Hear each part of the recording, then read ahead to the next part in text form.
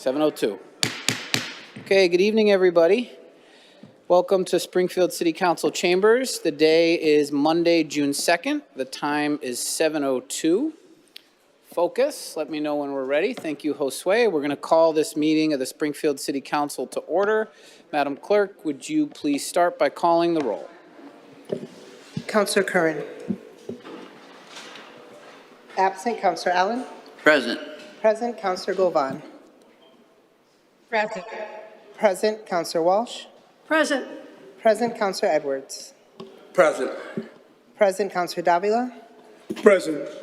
Present. Councillor Brown. Absent. Councillor Whitfield. Present. Councillor Delgado. Present. Present. Councillor Santinello. Here. Present. Councillor Click Bruce. Present. Present. Councillor Perez.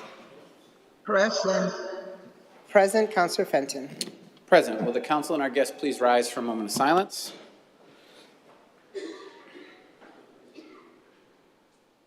Please remain standing for the Pledge of Allegiance. I pledge allegiance to the flag of the United States of America and to the republic for which it stands, one nation, under God, indivisible, with liberty and justice for all. Okay, those of you in the audience, can you please mute your cell phones?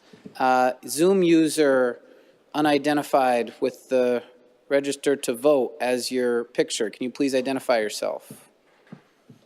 This is Chelsea Parmentier, the election specialist for the city of Springfield. Thank you. That explains your photo. Okay. Thank you. Okay, Madam Clerk, can you please call item number 1? Item number 1 is the April Revenue versus Expenditure Report. Mr. Lonergan. Got this down. Good evening, councilors. I'm here to present the April Revenue versus Expenditure Report. As of 83.3% of the year gone by, we are at roughly 87% in revenue and 79% in expenditures of the budget. We are going along at a pretty good clip, and I think there's nothing major that I see coming down the road right now. Thank you very much. Any questions for Mr. Lonergan on the report? Okay, seeing none, Madam Clerk, please call the roll. On acceptance, Councillor Curran. Absent, Councillor Allen. Yes. Yes, Councillor Govan. Yes.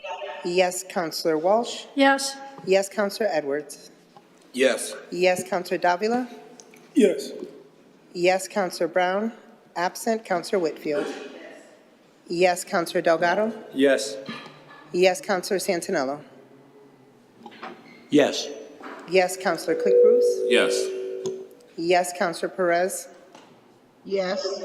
Yes, Councillor Fenton. Yes, more than sufficient. Report is accepted. Okay, Madam Clerk, let's try to take items 2 through 6 together, unless any member of the council objects. These are Eversource and Springfield Water and Sewer Commission petitions. Item 2 is Oak Street, Indian Orchard. Item 3 is Eversource Brookdale Drive. Item 4 is SWSC Oak Hollow Road. Item 5 is Eversource 74 Edgewood Street. Item 6 is Eversource Porter Lake Drive. Mr. Signoli. Good evening, councilors. Chris Signoli, DPW Director. Items 2, 3, 5, and 6 are Eversource Electric. Item number 2 on Oak Street is for the placement of 2 new poles to support the needed service for 476 Oak Street, which is the old Bullyard Lumber Yard. Item number 3, Eversource Electric, installation of 330 feet of 4-inch conduit with a handhole to service the existing business at 280 Brookdale Drive. Item number 4, Springfield Water and Sewer, tie-in bond on behalf of Springfield Water and Sewer. At the end of Oak Hollow Road, the sewer service connects into the system that goes from into East Long Meadow, and they need to place a metering device on that. It is being placed in the city right away at the end of a dead-end street.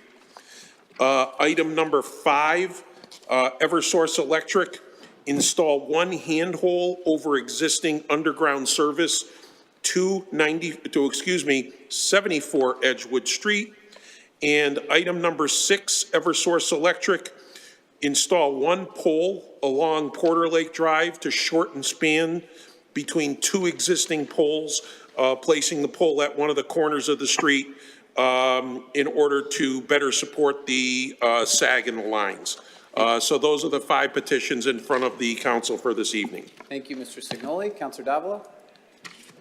Thank you, Mr. President. Good afternoon, Chris.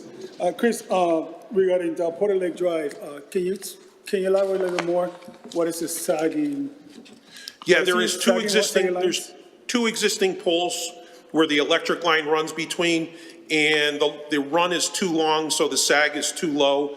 So they're basically placing one new pole in order to support the service at a higher elevation. And these cables are for what? For electric, So it's definitely a safety issue? yes, absolutely. Okay. Absolutely. Are they live now? Are they? Yes, Live meaning that, yep, they are live now. The new pole would support them. Just get the sag out and drag it across the street to get it away from Gotcha. any of the residences.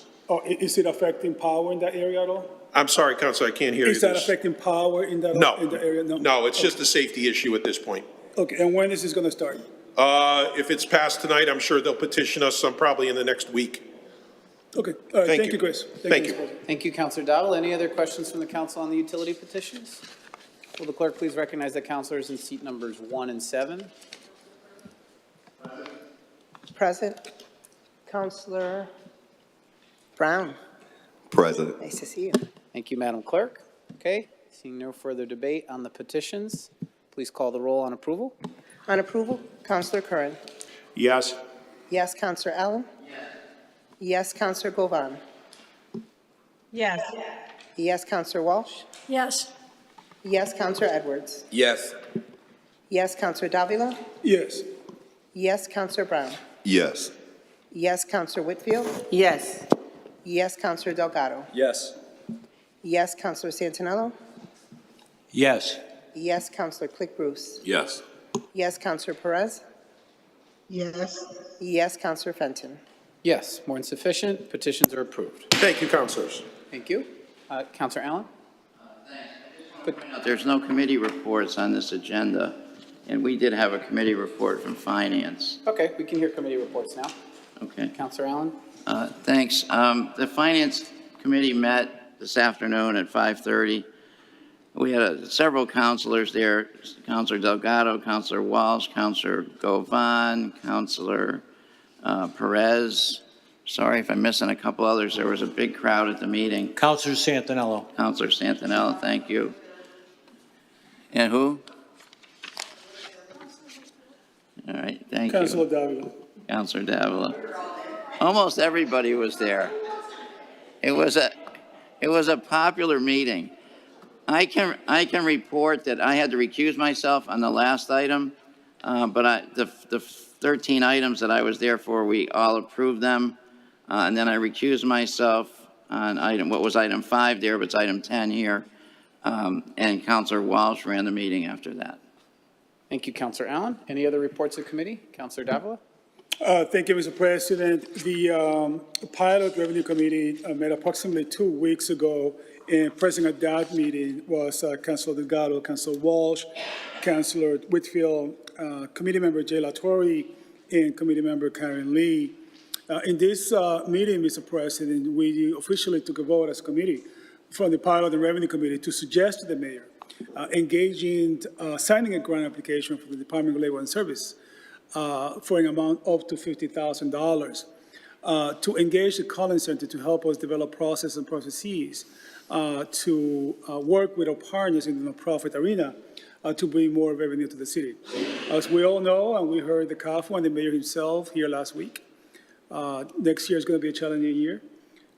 There's going to be an item later on in which it's going to be said that it brings revenue to the city, which is great news. But we need money. And so I will be reaching out to the mayor soon so that we can look at this. I just want to emphasize that this is free money. This is a grant from the state, and there should be no reason why this should not be approved. Thank you, Mr. President. Thank you, Counselor Davila. Any other reports of committee? Counselor Delgado? Thank you, Mr. President. I just want to say that the Audit Committee met on May 22nd. Present for that were Councilors Allen and Councilors LeVar Click-Bruce. What happened at that meeting is Young No went over the 2026 fiscal year audit plan. Some of the items that he was going to look at to audit are school department student activities, facilities, code enforcement, parks, Springfield Library, and one that we've been really talking about a lot lately is street light repair, as well as the Springfield Police Department in terms of cash seized. One of the items that we talked about, we did go into executive session, so I can't go further into details on that one, but we did meet, and so looking forward to continue work with Mr. No on some of the things that he's doing to save us some money and some efficiencies there, so. Thank you, Councilor Delgado. Any other reports of committee? Councilor Walsh? Yes, I'll do the addition to the Finance Committee. Everyone present, as Councilor Allen suggested, it's the order establishing the Springfield Crossing Development as a DIF, which is a district improvement financing, local funding for improvements that can generate economic development. Funding for the DIF does come from tax revenue. There was quite a bit of discussion from the developers, from members of the council, and the Finance Committee. We did not take a vote. We wanted to refer it to the full council for discussion before we decided to vote on the matter. Thank you, Councilor Walsh. Any other councilors with committee reports? Okay. Seeing none, Madam Clerk, please call the roll on acceptance of the committee reports. On acceptance, Councilor Curran. Yes. Yes, Councilor Allen. Yes. Yes, Councilor Govan. Yes, Councilor Walsh. Yes. Yes, Councilor Edwards. Yes. Yes, Councilor Davila. Yes. Yes, Councilor Brown. Yes. Yes, Councilor Whitfield. Yes. Yes, Councilor Delgado. Yes, Councilor Santinello. Yes. Yes, Councilor Click-Bruce. Yes. Yes, Councilor Perez. Yes. Yes, Councilor Fenton. Yes, more than sufficient. Committee reports are accepted. Item number 7, Madam Clerk. Item number 7 is a budget transfer across departments in the amount of $196,000. Ms. Buono? Good evening, councilors. The city's budget has a reserve for contingency line item for $250,000. I'm asking you to transfer $196,000 to various departments to cover some shortfalls. I think I mentioned when I came before you that we approved raises for many of the departments, and we were going to use some salary savings. And there was also some retirements we had payouts for, so some of the transfers covers that. Procurement, I'm asking for $20,000 for advertising. They never know at the beginning how many bids, et cetera, they're going to be giving out, so they are going to be short $20,000. The city clerks needs $20,000 for salary account, and that has to do with the raises that the union passed, as well as a large payout for an employee who had been here for, I think, 34 years. Clerks also needs money in their postage and delivery account. The capital assets needs only $1,000 for their salary and wages, and that's for increases. Dispatch for overtime, $75,000, and elder affairs for salary and wages of $75,000. So that brings you a total of $196,000, and that is from the $250,000 budgeted for reserve for contingencies. Thank you, Ms. Buono. Any questions on the departmental transfer? Councilor Davila? Your microphone, please. Sorry. Thank you, Mr. President. Good evening, Kathy. Kathy, I see your memo here for this transfer, but I also see the controlled numbers, which really means nothing to me because I don't do this daily. This memo, is this the one for, it says here, controller, 196,000, procurement 20,000, city clerk 20,000, so forth and so on, emergency communication 75,000. But you talked about contractual raises. How much of this 196,000 is going towards raises? It is offset. Certain departments we approved raises for all the departments, but certain departments didn't have any salary savings.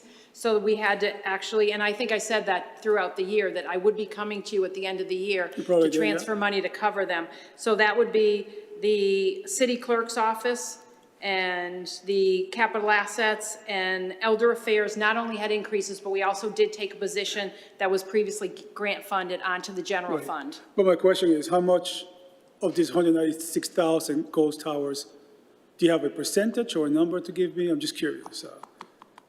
I guess I misunderstand. So Of if the we transfer 190 196,000, how much is that towards raises?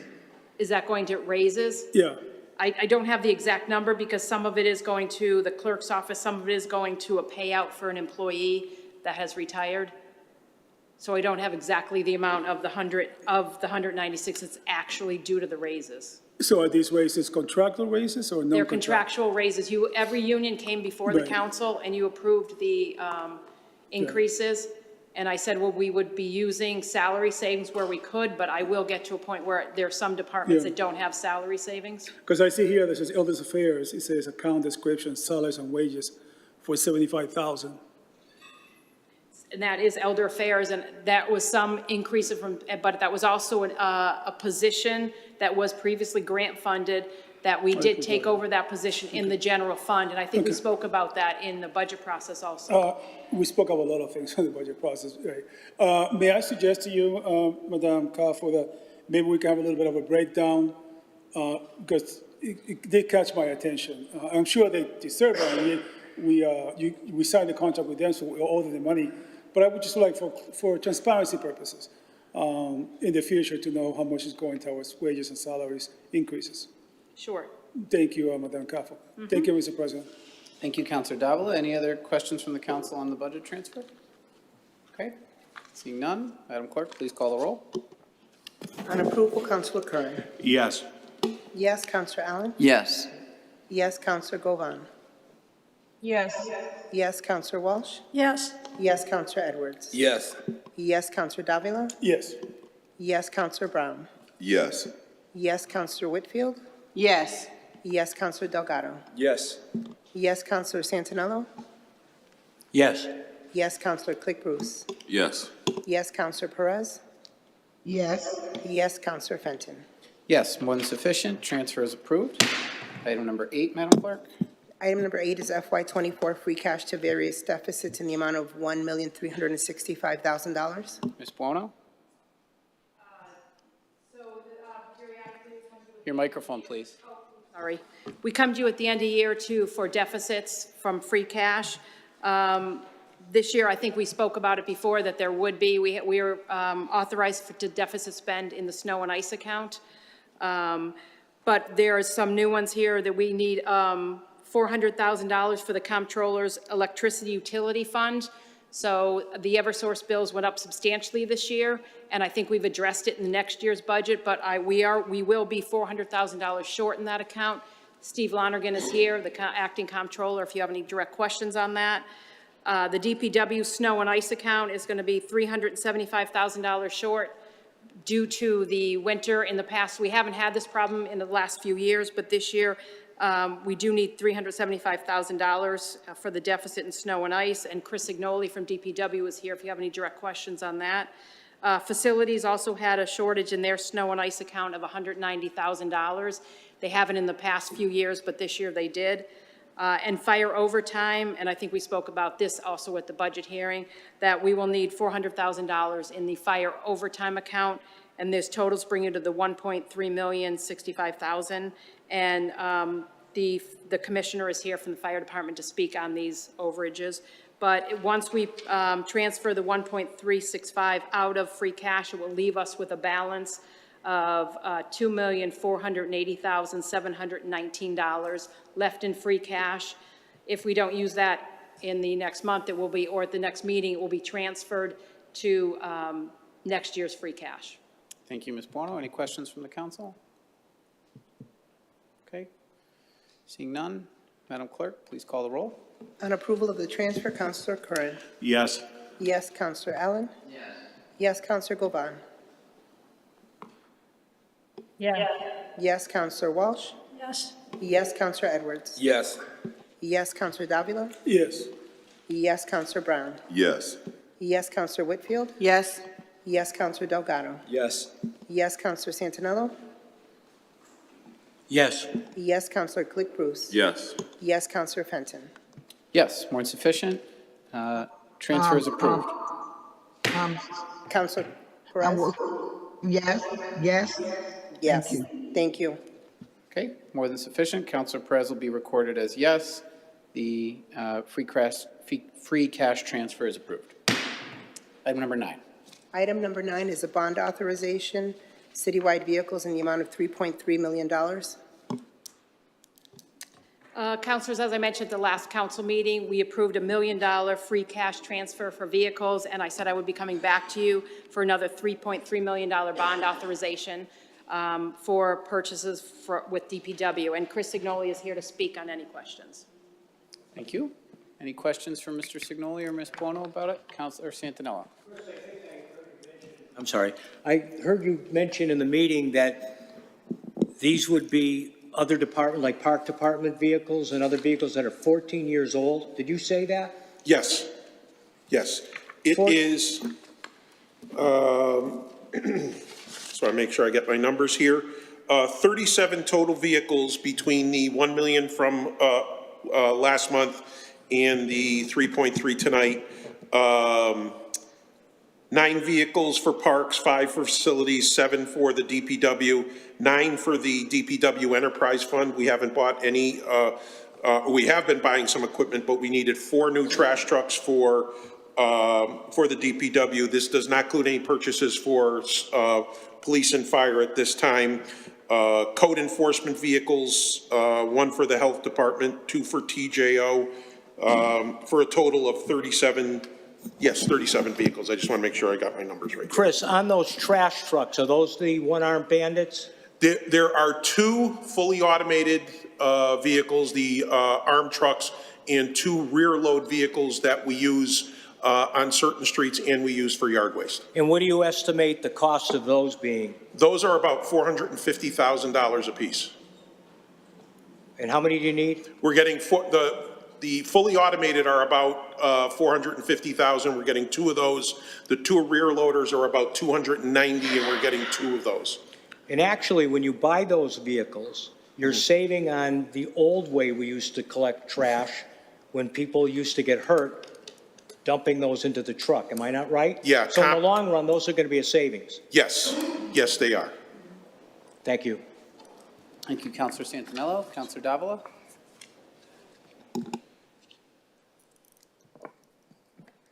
Thank you, Mr. President. Chris, you said that there's none going to be for fire and police, correct? Correct. No police and fire in this purchase. Okay, and you say you're getting 9 new trash trucks for you, basically? No, we're getting 2 fully automated trash trucks, 2 rear load trash trucks. Certain areas of the city and some of the narrower streets, we cannot bring the large trucks down. Right. So we have to use rear loaders, and we use rear loaders for yard waste. Great. So Chris, I don't know if you can answer this question specifically for fire. Well, actually fire and police. Why aren't we including those guys into this bundle? They did a purchase, I believe, last fall.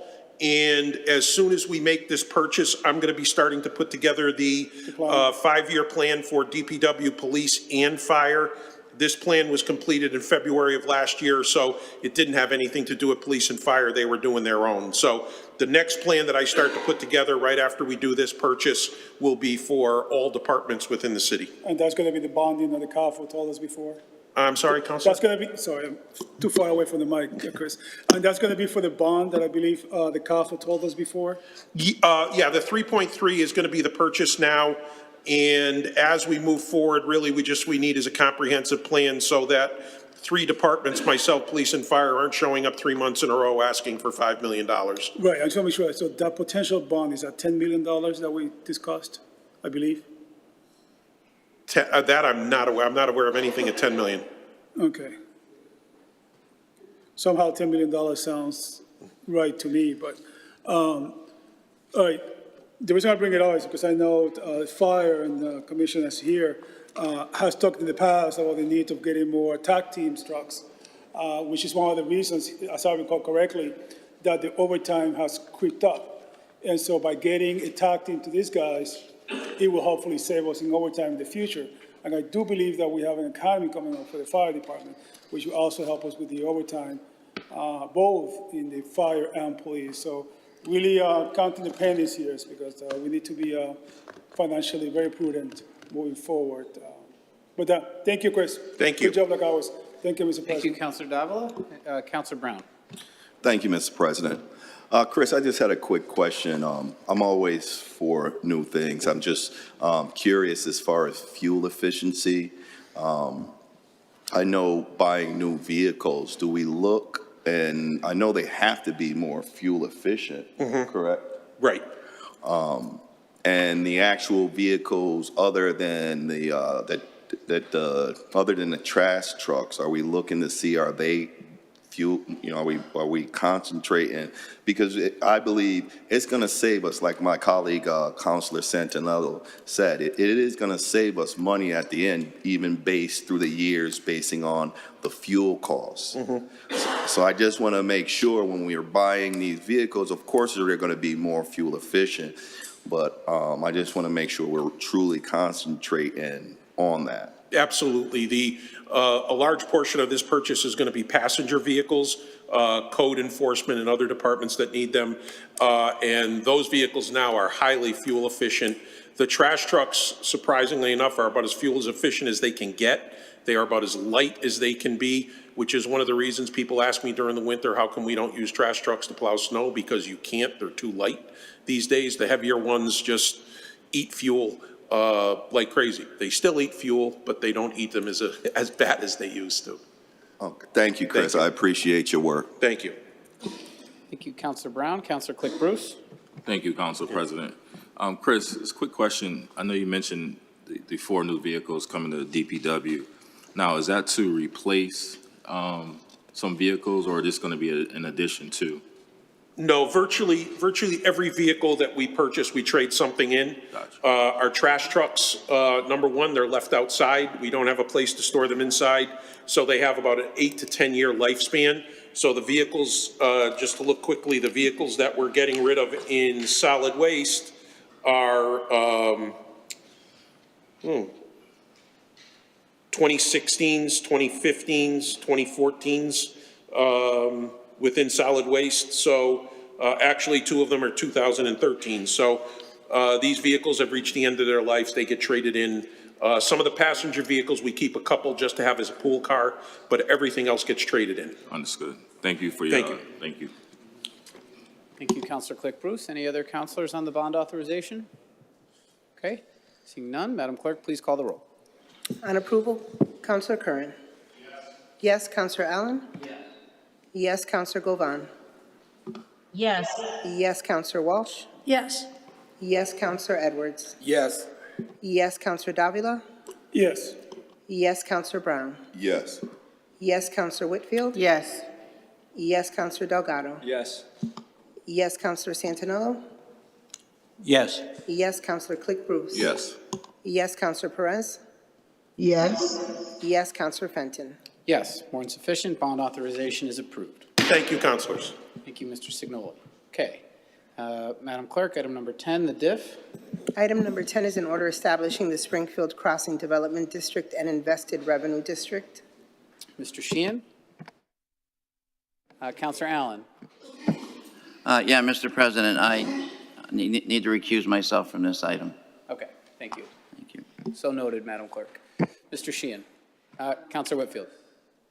Huh? You want to speak first? Okay. We'll call on Councilor Whitfield first. Mr. Sheehan. Tim Sheehan, Chief Development Officer. The Department of Planning and Economic Development, in conjunction with the Finance Department, is putting forward for the Council's consideration the use of district improvement financing under Mass General Law, Chapter 40Q, to support some of the extraordinary development costs being incurred by the Springfield Crossing project on the former Eastfield Mall site. The reference costs include demolition and abatement, site prep, earthwork, and paving. The total cost of the proposed public subsidy is $8 million. Ultimately, the utilization of the DIF allows the city to assist in providing funding for those public improvements that advance the project. And ultimately, the structure that has been agreed upon is that the increment, which is the taxes above and beyond the base taxes now for the site, would ultimately be split 50-50 between the city and the development project. And ultimately, the component piece that is going forward to fund the improvements would ultimately be paid out on an annual basis to bondholders that basically would front the money in order to pay for the public improvements that I just referenced. The project, in terms of its value as completed, would be $77 million. There are 2 additional phases of development with this project that are not part of the DIF at this point, and that brings the total project cost to $147 million. It's expected that the DIF payments would the district would have a 10-year life, and that the proposed improvements would be paid off in year 7 or 8, based on the calculations that the assessor's office did on the scale of development that's being considered. Onyx Partners LLC, Onyx Partner Limited LLC, the development entity is with us today. They're from Needham, Massachusetts. They're happy to respond to any questions that the council might have, as will I. And Matt Fontaine is here from the assessor's office to review the valuations as well. Thank you, Mr. Sheehan. Councilor Whitfield. You seen that? He tried to jump in. You seen that? He tried to jump in. No, I asked first. I think, Tim, it would be like a benefit if you would talk about some of the benefits that they're giving back to the community, like you did in subcommittee. Absolutely. There are, as Councilor Whitfield stated, there's several public benefits of the development that are worth noting. They have made a commitment in terms of prioritization of local businesses. They have recognized that the city would be able to utilize the parking area for staging, coordination, and incident response activities during significant local, state, and national emergencies. They are putting forward good faith efforts to implement a Springfield First hiring program. They intend to incorporate public art on the project site, and incorporation of sustainable public furniture, and the incorporation of public events such as local art exhibitions and entertainment. And the project has a specific space that's allocated to Springfield businesses. Thank you, Tim, because I know that's going to be a question. Thank you, Mr. President. I just wanted to ask a couple of questions about the district itself. How many square feet is that, the district that we're creating? The total size of the district is 34 acres. But they purchased more than that? The site, what they have as a site is bigger than that. Okay, but only 34 acres are included? 34 is the district that you're being asked to create this evening. So the other amount is taxed regularly? That's correct. So we'll still be getting more than the 2.1 or That is half correct. of it or whatever? There's 2 other phases of Two other development yet to phases, go. housing and something And else? commercial. Commercial, okay, thanks. It's a lot. It is. And then for the DIF site, the 77 value is what we use through, even if it's worth more, is what we use for the 10 years, Yes. right? And it's not quite, is it $1 million for 10 years? Because that's like 10 million, or it's a little In less? terms of total tax revenue, do you want to review this, Matt? It's a little over $2 million in terms of total revenue. Okay. But the contribution that the city would be making to the DIF district would be roughly $1 million a year. For 10 years or 8? No, we're anticipating that we'll be able to get the full commitment that is being made to the DIF district in year 7 or 8. Based on everything that we've looked at in terms of the development as planned. Now, if something happens in some phase of it does not come online, the tax revenue is going to be less. Oh, right, so if our economy crashes because of what's going on, and the value drops, we could get less taxes, so that means we could get less. I think it's an important note. I mean, in terms of the budget, the commentary was that, you know, from the city's perspective, we really need to be aggressively going after new growth. And this is a significant new growth for the city over a long period of time. Over a long period of time, yeah, definitely. So Matt, if you. Good evening, councilors. My name is Matthew Fontaine. Can you just explain how you got to the value, the property value for the district, for the DIF? I think it's like 77 million. The as-completed value of 77 million. That was derived using an income approach to value. The assessor's office was provided rent roll and an income statement from Onyx. That information, coupled with highly publicized publications, surveys, you know, and our knowledge of the commercial market, those allowed us to come up with an estimate of value. Okay. And for like the small businesses that are going to be housed in there, they don't pay additional taxes, do they? It's just the owner of the site that pays taxes, right? So it's not additional taxes. It would be the taxes based on the 77 million. Based on the 77 million. And depending on how those lease agreements were structured, may determine who's ultimately on the hook for the taxes. For the taxes, okay. So I'm just gonna say a couple of things. I know people are gonna bring up property taxes and how property taxes are increasing. Kathy, is Kathy here? Kathy Bono? Oh, can you come up, Kathy?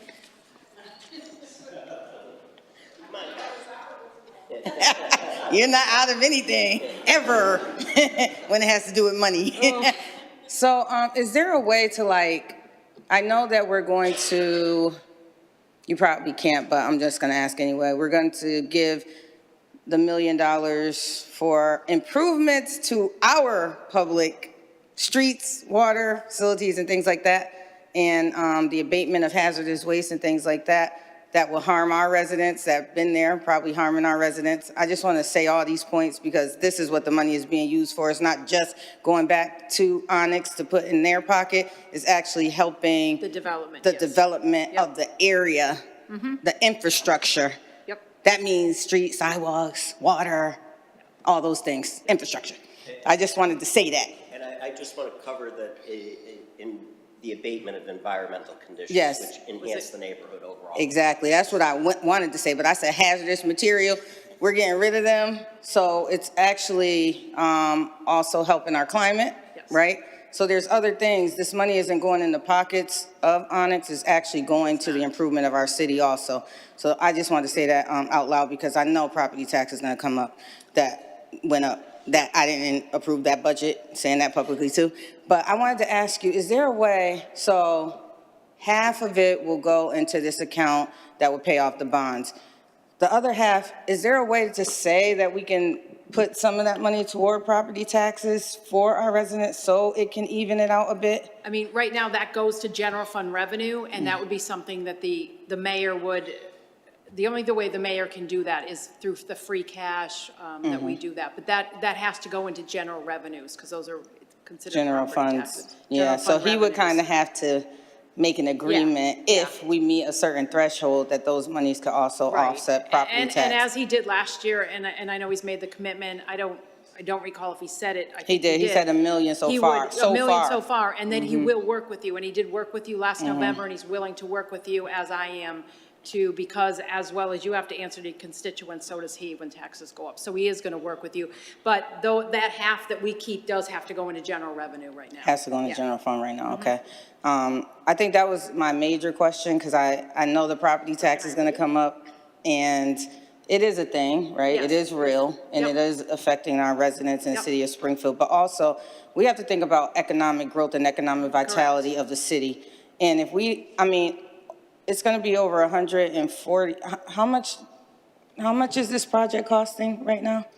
With, if you do all the phases, it's about 140. 147 million. Once they do all the phases. Once they do all the phases. And, I mean, we need to think about that Yeah. because it has been sitting docile up in Zeta's ward, because she said it, it's my ward. Yeah. Up in Zeta's ward, nothing has been really going on. Now we have street improvements, we have a big retailer coming and others that can't be mentioned at this time. And we also have the opportunity to get a location for our small businesses that need to grow economically as well. Right now, a lot of them closed. Downtown can't be the only area. We talk about that all the time. Now we're having an opportunity for another area and probably another area in the future that I'm very excited about, but I'm not gonna say it publicly yet. And then, like, we need to really think about our economy here too. Springfield cannot grow doing the same thing that we've been doing, giving a hard time to developers that come about. And I like Anton because I had asked him to do something specifically for me. Can you stand up? I had said, can we start a forum for developers? And you guys reached out to me probably like 4 or 5 times and I didn't get back to you. That was on me, right? I ain't even gonna lie. You did what you said you were gonna do.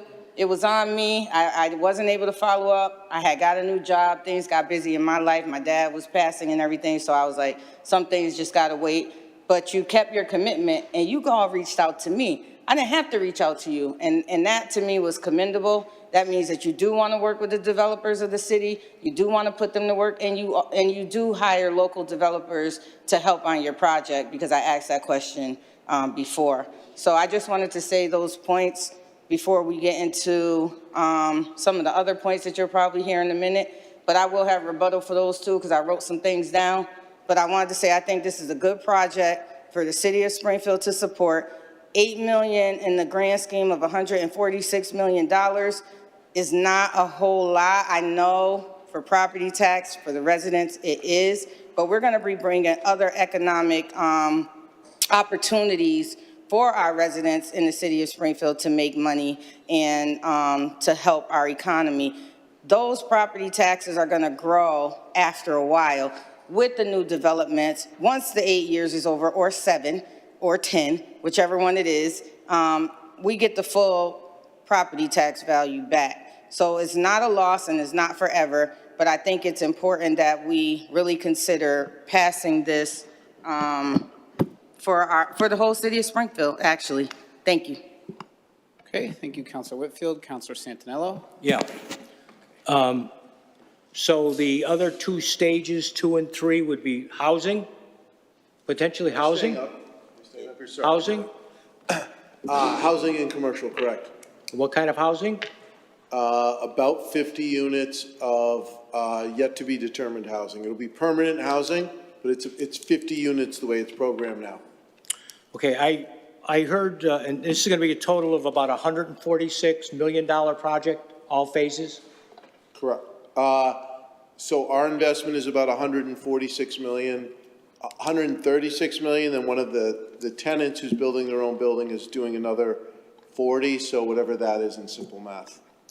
And I heard former Mayor Hurley say during the meeting that if this didn't go through tonight, the project would stall or fall apart or something to that effect.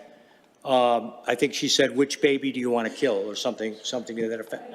Oh, no. Yeah, well, in the subcommittee, okay. Drowned. So if that happened and the council voted against this tonight, then who sues who? It would fall. I'm sorry, say that again? I said if this falls apart tonight and the council doesn't vote for it, who sues who? Who sues who? Well, it would stall, it would fall apart. I don't think anyone sues anyone, but I'm not an attorney. I just think we're trying to figure out a way to come together. I don't know the answer. Okay, I plan on voting for this, so I think it's going to pass. Okay. Thank you. The answer is I don't think anyone sues anyone, but I'm not an attorney, so. Thank you, Councilor Santinello. Councilor Davila. Then Brown, then Walsh. Thank you, Mr. President. Good evening, sir. Actually, if you could stay right there, sir. Anton, is that your name, sir? That's his name, Anton? Sorry, you are. The acoustics are very poor. You still in the box? Are you there?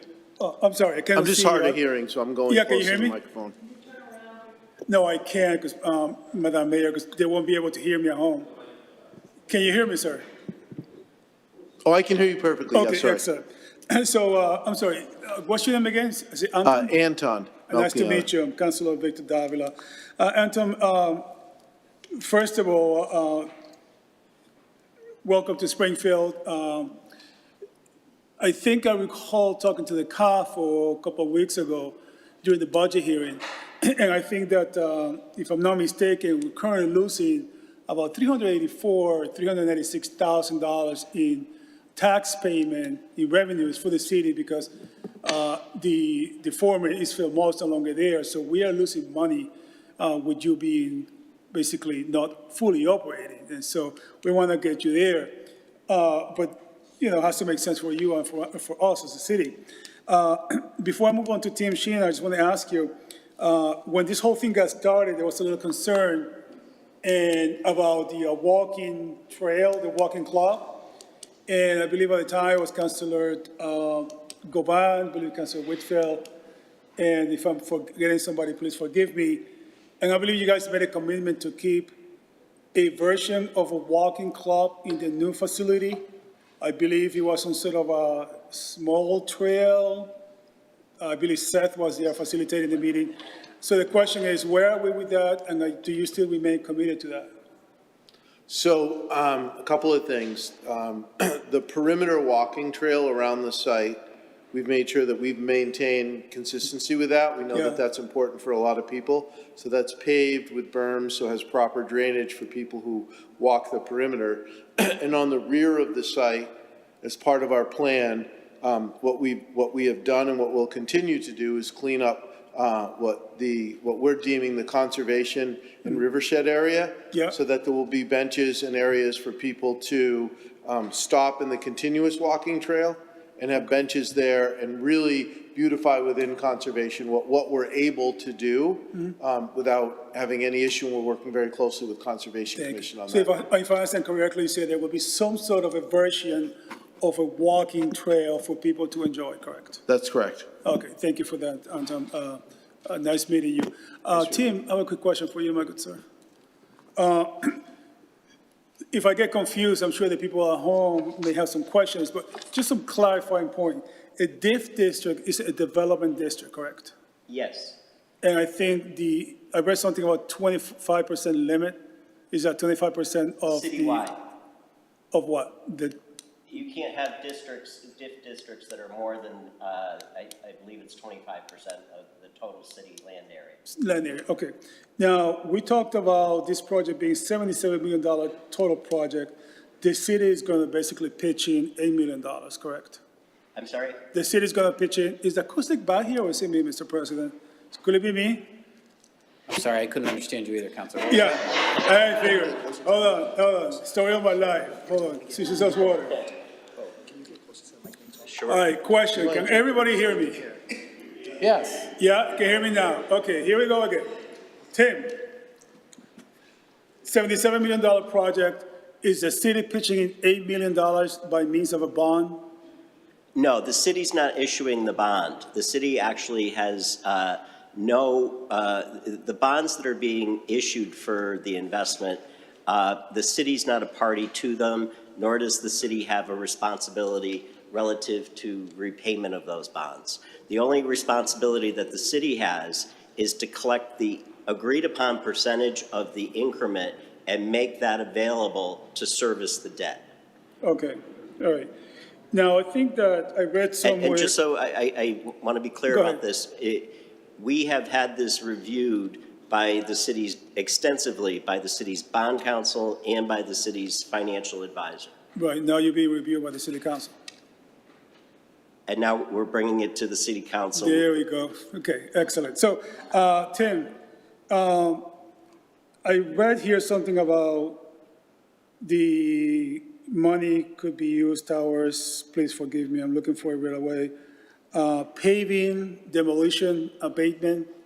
Yes. So I'm confused. That's private property. How does that, help me to understand that portion. Ultimately, the statute lays out what the public expenditures can be used for, and each of these areas are allowable as public improvements to the site.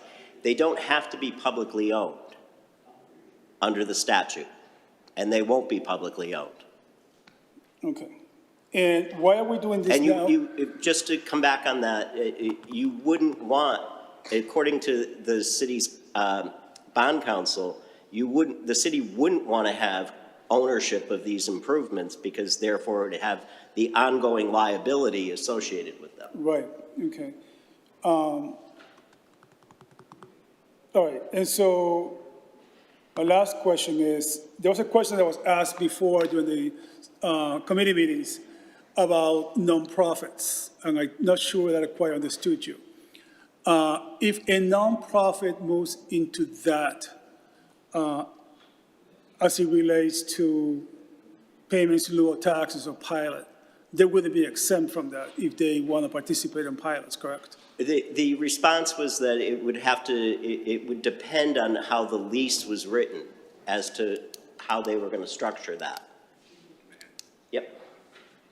Councilor Davia, your question was in regards to if an exempt tenant occupied space at the site and how that might affect pilot. Is that correct? Correct. So in order to qualify for an exemption from real estate tax, the property has to be owned and occupied by an exempt or charitable or religious organization. So this project will be owned by a for-profit organization. So any exempt tenant that's in there, it would not have any bearing on a pilot payment or not. They still may pay real estate tax through a triple net lease or perhaps they've signed a gross lease where they aren't on the hook for tax. So I don't think it would affect any pilot per se. They'd still be occupying taxable property. Okay. Right, I feel like I need to ask this, my last question, and then I'll pass it on to my colleagues. Doing my due diligence, like everybody here knows that I like to do. So if, I believe this project, which by the way, this is a great project, I can't wait for this to open and to get going, but we also have to ask questions. By the way, I have to say that I feel a little rushed with this. I know we talked about this before, and so I'm just making it noted that I do feel, nobody cares how I feel, but making it noted that I do feel a little rushed because we're talking about a lot of money here. I would have personally liked to have more time to like air this out. But anyway, here we are. If I do believe that this project does call for housing within the property, correct? Maybe Tim or Mr. How does it weaken what? I believe this project calls for housing units in the property. There's a phase that has a component housing development, but that's not part of this first phase. Oh, it's not part of the DIF then? No, it's not. The site that they're doing the housing on isn't even in the DIF district. Oh, okay, so that puts my question out of the picture. Okay, thank you for that, Tim. You're welcome. Tim, thank you for your explanations. Mr. Anton, welcome to Springfield, sir. And I hope that not only you're fruitful, but everybody that comes there is fruitful, and we do create a lot of jobs for Springfield first. Thank you, Mr. President. Thank you, Councilor Davila. Councilor Brown. Thank you, Mr. President. I just had a couple questions, and kind of, I think it's a great project. You know, as far as my beliefs is I'm all in for economic development. In my area, specifically in Ward 4, we developed the Knox building, Girard building, Firestone building, and those buildings themselves were like almost 140 million apiece. For some reason, it just seems like it's kind of cheap.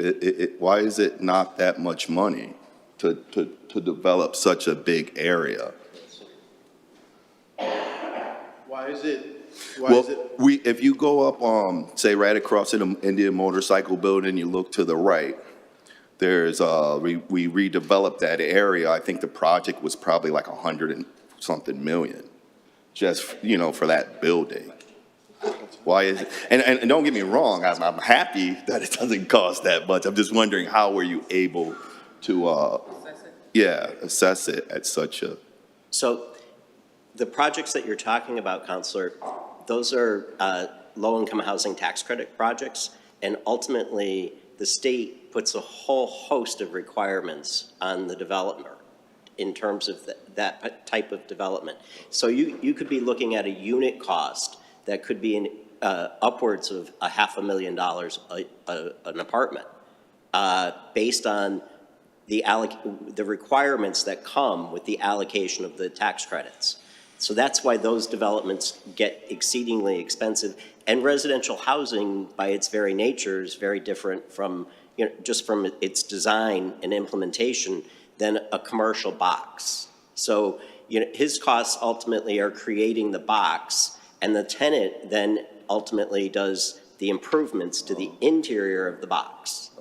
Okay? Yeah, and I'm looking forward. I have a lot of people asking. I'm definitely in support. I have a lot of people asking when is the timetable as far as the different stages? Because everyone's getting impatient. We want it.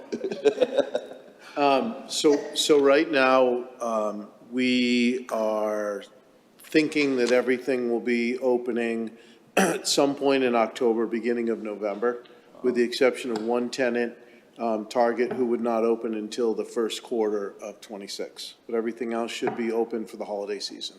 Wow, that's amazing. And I also, I wanted to address former Mayor Hurley, if it's possible.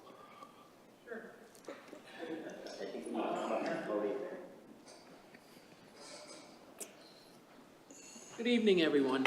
Good evening. I definitely am all for it. I think it sounds great. I'm excited. I just called you because I do respect everything you've done for the committee, for the city. Always respect your work and your dedication to Springfield. So I just wanted to ask, what do you think? Because I think it's great. I just wanted to ask, as a person who's fought for Springfield. You've done a great job in Springfield, and I do trust you. I wanted to know, what did you think about it? I think it's a home run. I think it's something that the city needs to replace what was almost a vacant Eastfield Mall. I've been working with Eastfield Mall and now with Onyx. I'm retired. I'm supposed to be old and having fun. But I'm here tonight because I believe in this project. I believe that it's going to be a home run for the city of Springfield. And let me just say, Anton is unbelievable. Not only does he invest at Eastfield Mall, Springfield Crossing, he's doing stuff in Tracy Whitfield's district. Okay? He believes in Springfield. He's a Springfield guy. And the biggest problem is that what they thought were going to be the costs got blown up. We thought we were doing a remediation for, $3 million. Oh, no. That was what, 11 million? 11 million. The site preparation work, 2 million. Paving, 2.5 million. And it's been a condition of the bank that this money from the city be a part of it. And I don't know where anybody comes from, but it takes money to make money. This is not a gift. They are actually paying taxes that used to be $600,000 that are now going to be in excess of $2 million a year. That is going to be beneficial for every taxpayer in the city of Springfield. We are doing a real service to the city as a whole. It's going to give the message to a lot of people out there, believe in Springfield, invest in Springfield. And look what we've got. Target. Do you believe it? Target in Springfield. Now that's real. And that's because of that man right there.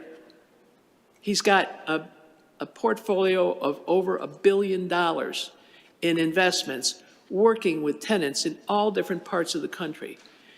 He's crazy for Springfield. That's where he grew up. He grew up at the Eastfield Mall. It was his reward for doing well as a child.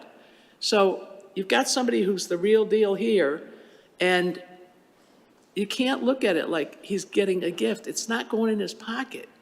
He's done nothing but pull money out of his pocket to make this work.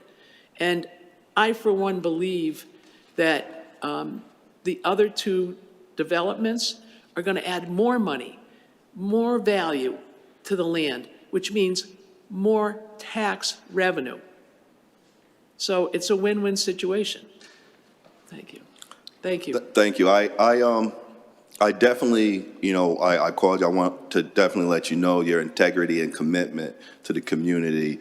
Your voice, it does carry a lot of weight with me. Thank you. And I also would like to make sure I get your contact because we got a few more properties in Ward 4 we might need you for. Sounds good. Thank you, former mayor. Thank you. Madam Thank you, Councilor Brown. Councilor Walsh. I think it's important to bring up some of the issues that we discussed in the Finance Committee. And one of the first questions was, why are you applying for the DIF now? We were going in a totally different direction in terms of the city's contribution, and we worked on that for quite some time. And it appeared, once we got down to the nitty-gritty, that that was not what was best for the city or for our client. And so it's not like we did this yesterday. It's your bond counsel calls our bond counsel calls your bond counsel. The city's finance guy gets involved. And in essence, it's like anything else. You hurry up and wait. You hurry up and wait. And to get us here, we had tremendous cooperation from Tim Sheehan and the other departments in the city. But as I said, Anton believes in this. It is, in a way, a dream come true from a little kid to a grown man. And we're sorry that we couldn't come in sooner. Believe me, the bank wants to know, we want to know, and there was a meeting last week. There were some other, I think, what was it, 3 other meetings along the way? There was one meeting with the, There was one meeting with the Economic Development Subcommittee maybe 2 months ago with regards to the DIF structure overall and introducing that because it's been a long time since the city has actually used the DIF legislation. And then there was a review of this specific structure in the Economic Development Subcommittee last Wednesday. And then, as you know, Councilor, that came to the Finance Committee this evening.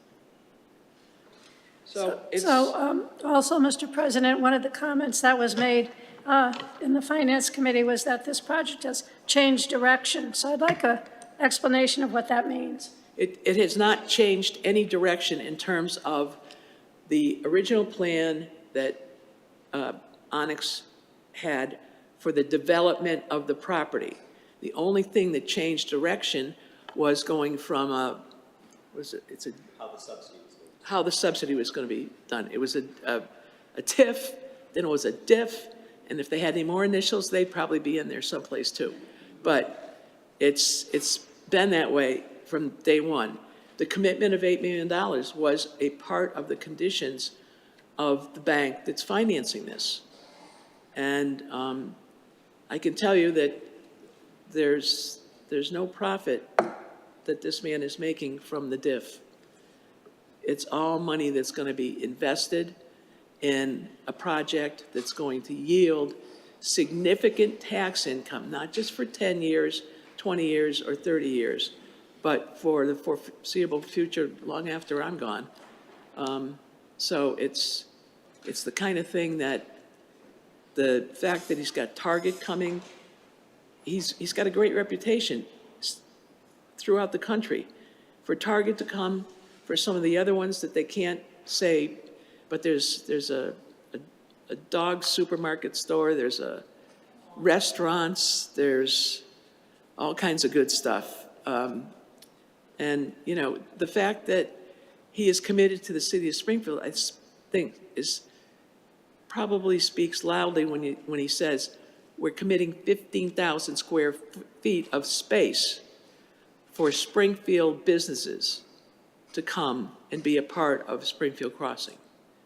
Not only that, but you've got a situation where in their talks with all of the lessees, a part of it is they're committing, having the lessees commit to hiring Springfield people first.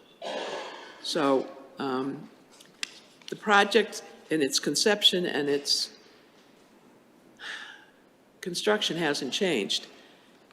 There's just been a lot more expenses that weren't foreseeable. But it's going to get built, and it's going to get built the right way. Thank you. Mr. President, I'd like to ask a question of Tim Sheehan.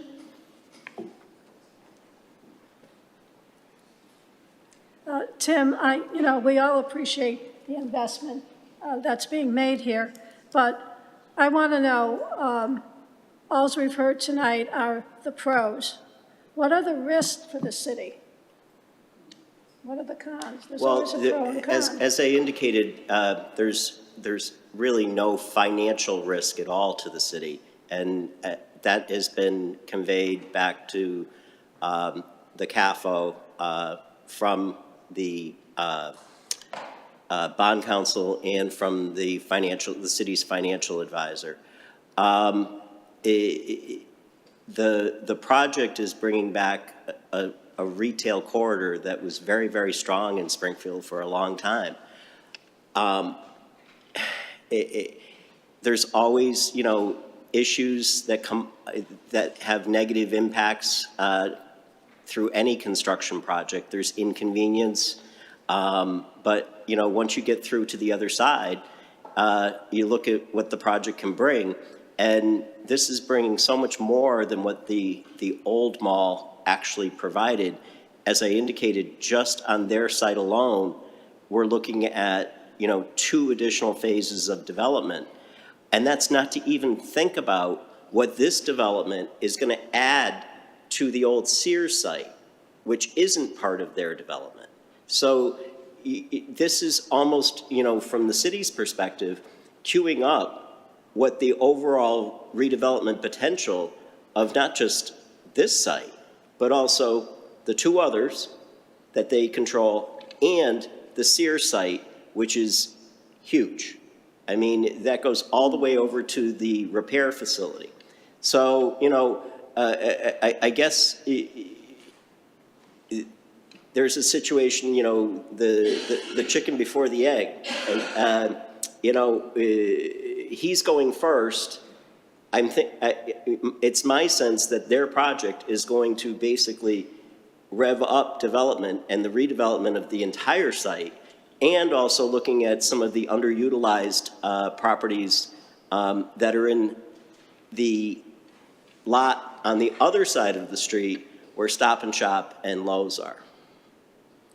But as Judge Mayor Hurley referred to, the reason you're here before us tonight is because this is a condition that the bank wants and that you need this to go forward. Would that be correct? Yes. We have looked at the numbers. We actually spent a very, very long time getting to this $8 million number. This $8 million number, believe me, is not what they requested. It's a long way away from where they started. And it's not in an upward direction, it's in a very downward direction. So, we assessed it. We had an economic analysis done of their entire pro forma by a third party, and we basically took, the input that third party provided us and stuck with the number that we were at, which was the $8 million. Thank you. Thank you, everybody. That answered. I thought it was important for the council, for the full council to discuss this. I wish we had had more meetings, but we seem to be at a point where there's some urgency with this vote.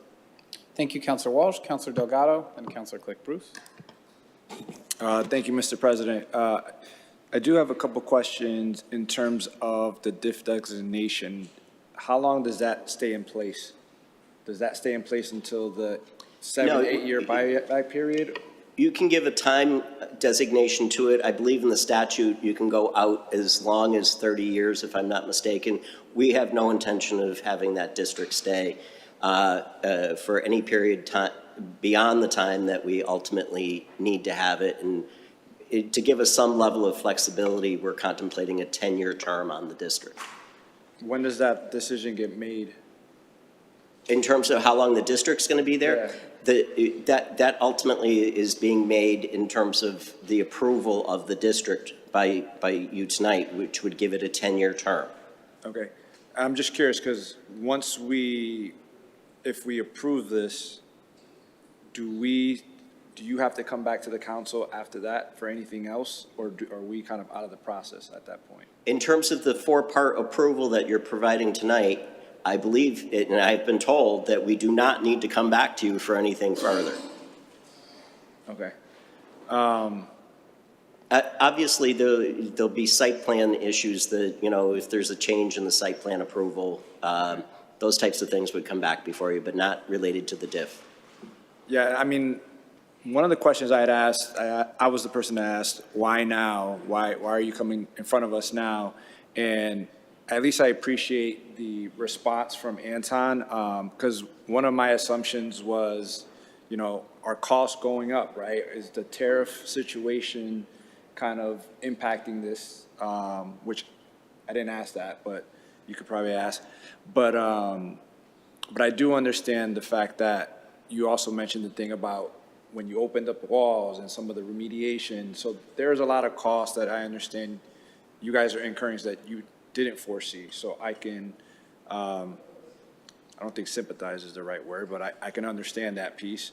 I don't take this lightly in terms of the tax break because I want to make sure that whatever we're doing is in the best interest of the residents and the city as a whole. But what I see is an opportunity. I mean, I was a kid going to the Eastfield Mall back when teenagers were actually allowed to go to the Eastfield Mall without their parents. And, this is an opportunity to bring this back to life, capture those revenues that we've lost, also have traffic that is not going there right now. I mean, if we look at it, you look across West Springfield, you've got Riverdale, and folks are going shopping there. You look at Chicopee, they've got their Memorial Drive. I mean, we need to find a way to capture some of those cars that are going to the Wilbraham, to the Palmer. So, and then in terms of the one part I want to make sure I understand, so I know there is growth. We're getting 50% of the growth, right? So I want to make sure that we understand that piece, that if we do nothing, this project doesn't move forward, we get 600,000 or whatever that valuation. But if we move forward, we still get new revenue, which the city needs, right? And so that's the piece that I'm kind of looking at.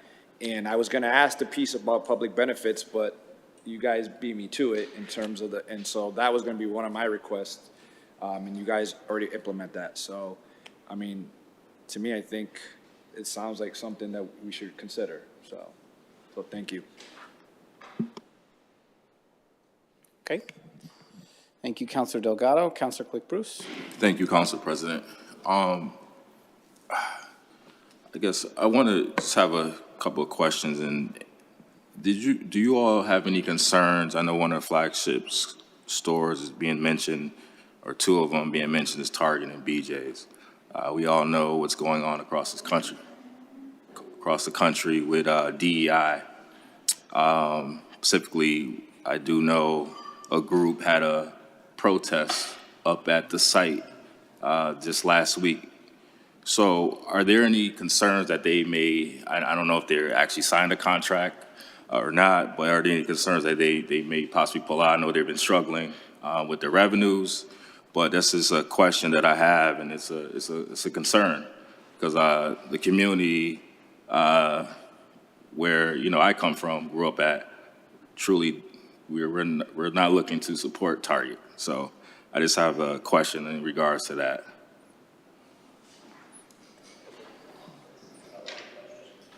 They're fighting over who's going to take that answer, Councilor. I'll try to do my best.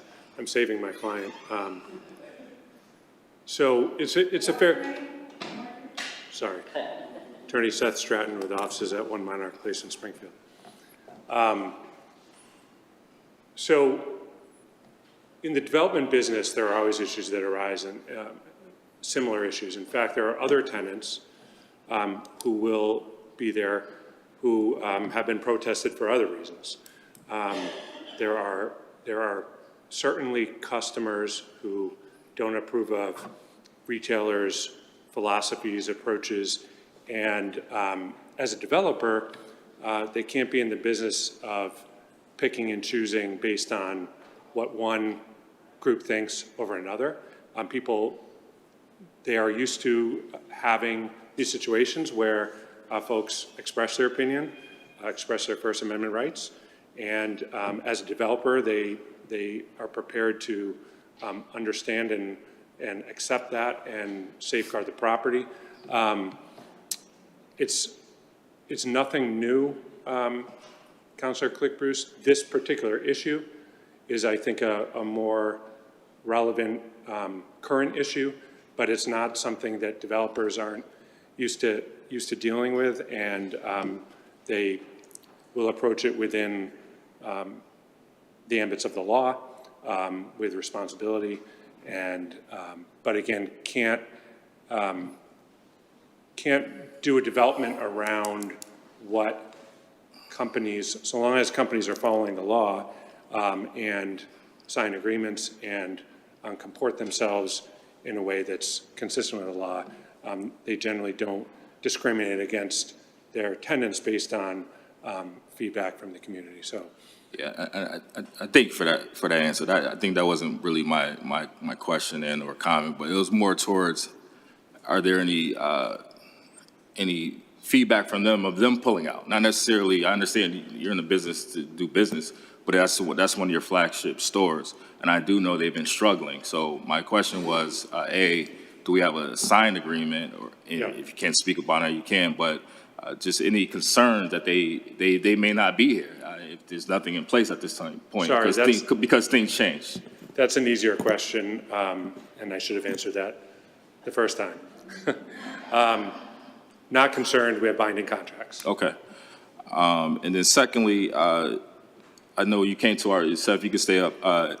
Secondly, you came to one of our civic association meetings, and I just want this for the record. I know this has nothing to do with today.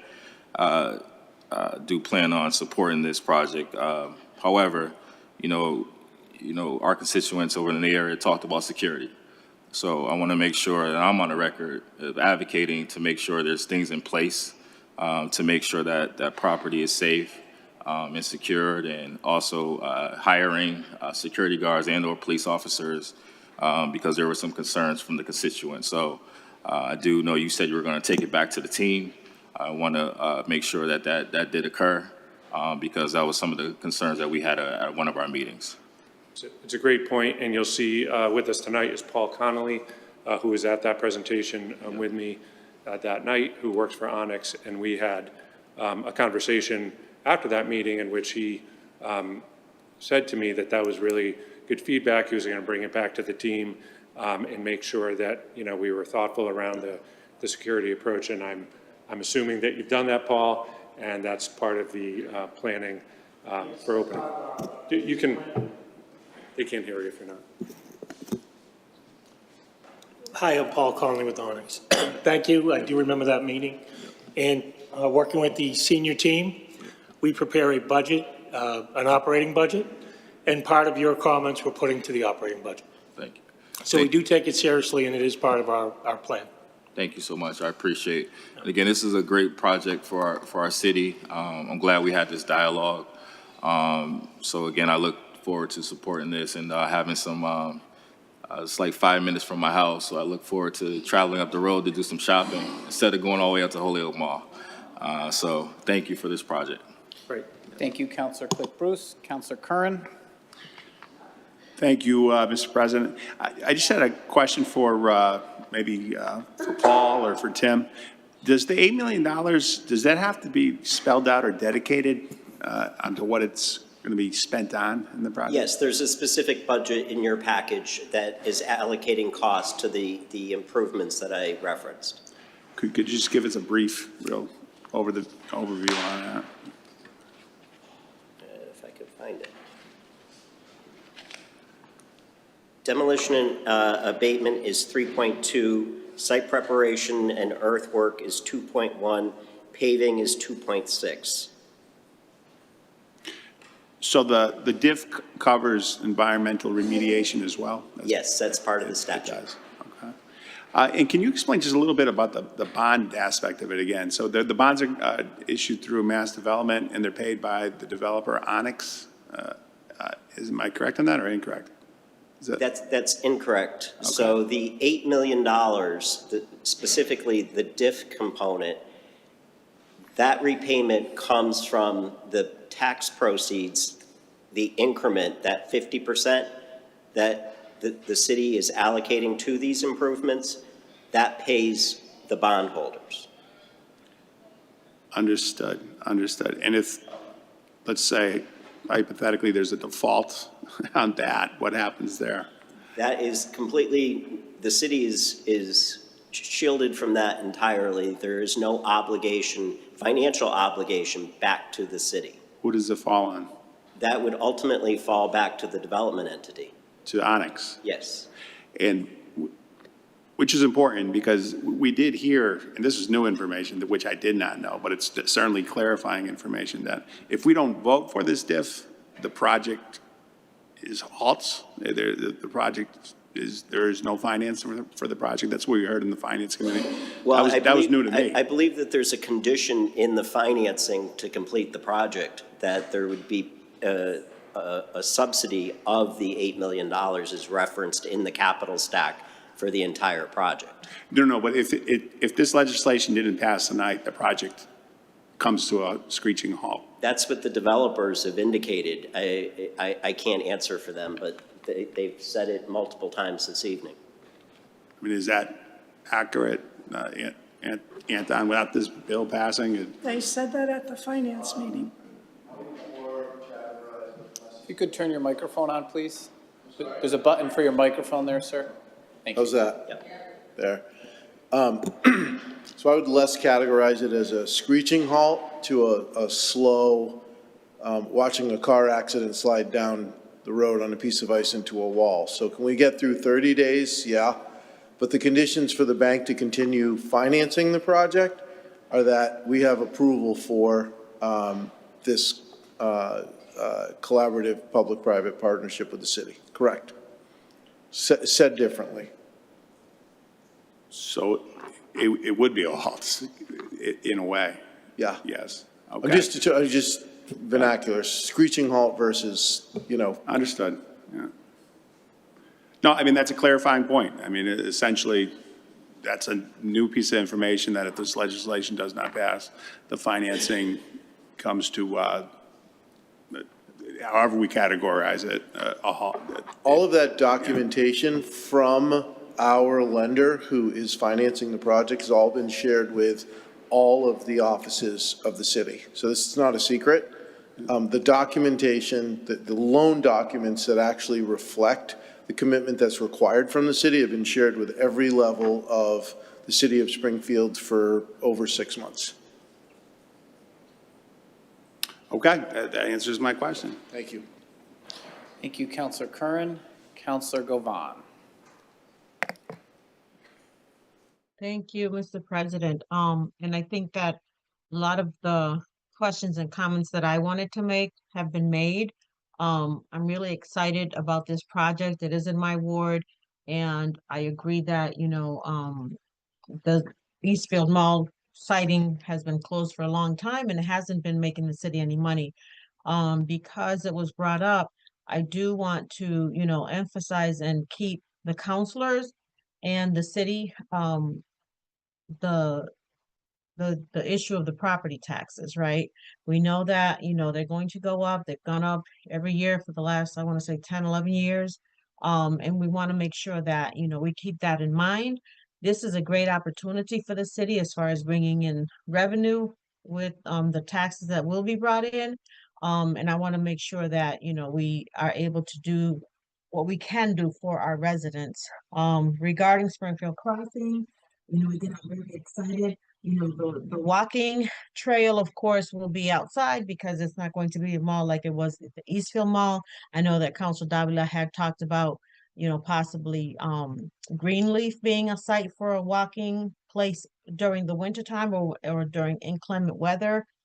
So that might be something that we can work on. I actually sent Seth some information about a mall that I was just down in North Carolina this weekend, and I went to this.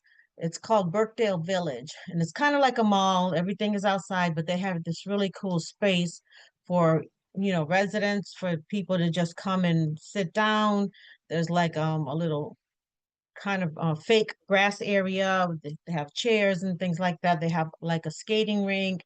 So I'm wondering, I'm hoping that that could be something that we could incorporate into the plan. I know that I'm talking about spending more money, but you know, I think we want it to be a go-to place for our residents because it will be popular, of course, when it first opens up, whether we support, the stores that are kind of like on our boycott list because we have a long list of those. But as was said before, there's a few places that are going to be coming there that may not be what we, as far as our values go, don't align. But there are a lot of people that maybe are not paying attention to that or they forget, right? And there will be a lot of people visiting the mall, I believe, as they were doing for the Eastfield Mall before it closed. There were still some people going there before it really started to die down. And people really want a place to go in Springfield. They don't want to have to drive to Enfield. They don't want to have to drive to Holyoke. So I'm really excited about this project coming.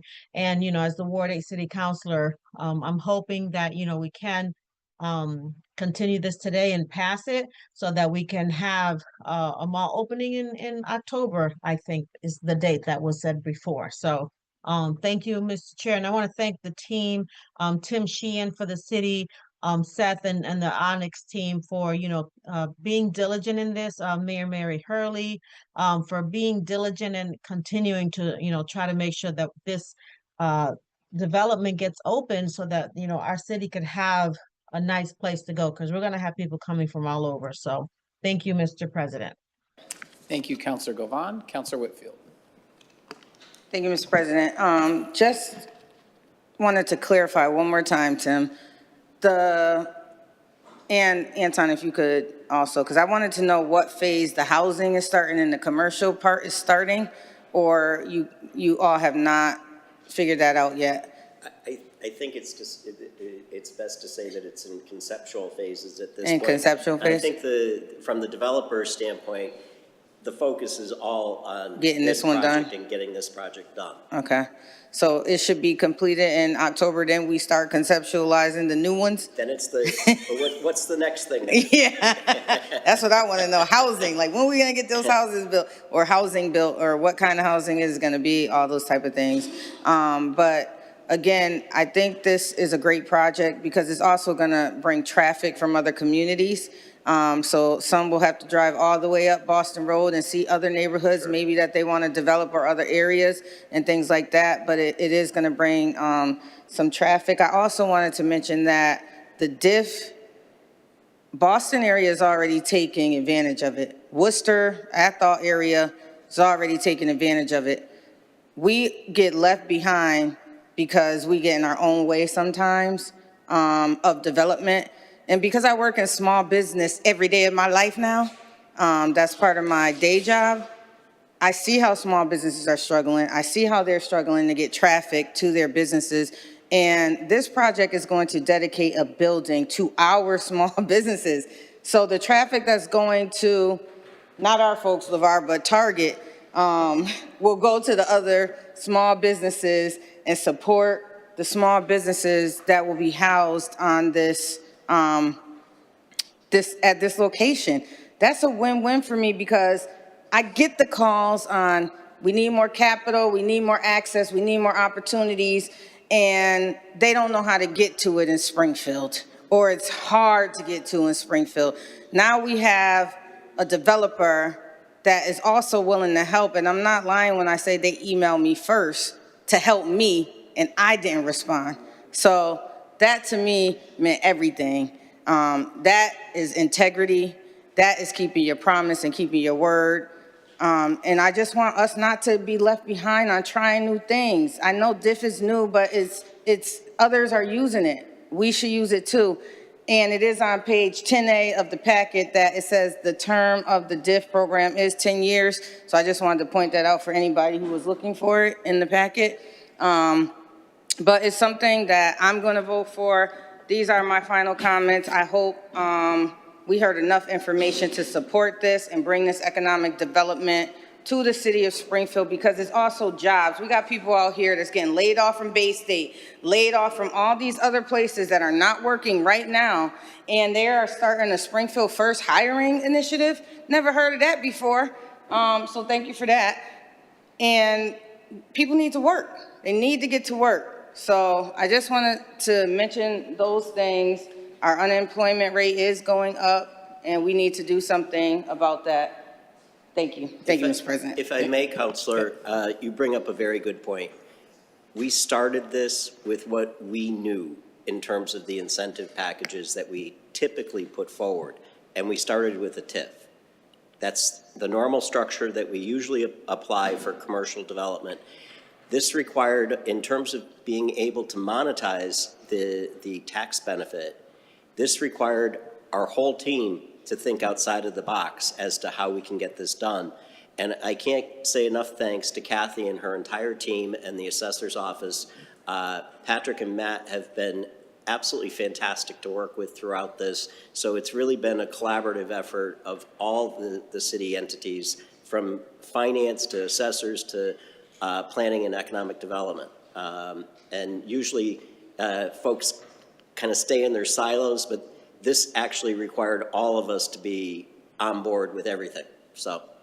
Well, I'm glad you're out of your silos. I hope that continues. And to your point, Tim, we get left behind because we wait and we're so overly cautious. We have to try something. We have to step out the box. We have to try something new and make it happen. Berkshire put a whole book together, or a whole newspaper article. The Berkshires about DISH, right? Trying to get their developers and towns to look at it. But we're going to be first in Western Mass. Thank you, Mr. President. Thank you, Councilor Whitfield. Councilor Brown. Thank you, Mr. President. I was probably the developer. When you guys say you're going to do spaces for local businesses, is that going to be part of the first phase? It is. Okay. I would like I said, to be able to get your contact information. Like my colleague, and just as far as local businesses in there, have you found any? Are they, is the space taken, or are you still looking for potential candidates? And the reason why I ask is that there's local organizations. My colleague, Councilor Whitfield, she deals with a lot of small businesses. We have an actual black woman-owned DBN, and I know they're looking for space. They had mold, and they're a credible media outlet ran by a very respectable black woman who, her media platform stretches across all realms. So I would want to be able to get not just her, definitely your information. And there are a few entities out there that really are great entities, and I know they'd be great tenants. They would just need the support. It just happens that they've had horrible landlords. Happy to do both of those, so yes. I appreciate you. Thank you, Councilor Brown.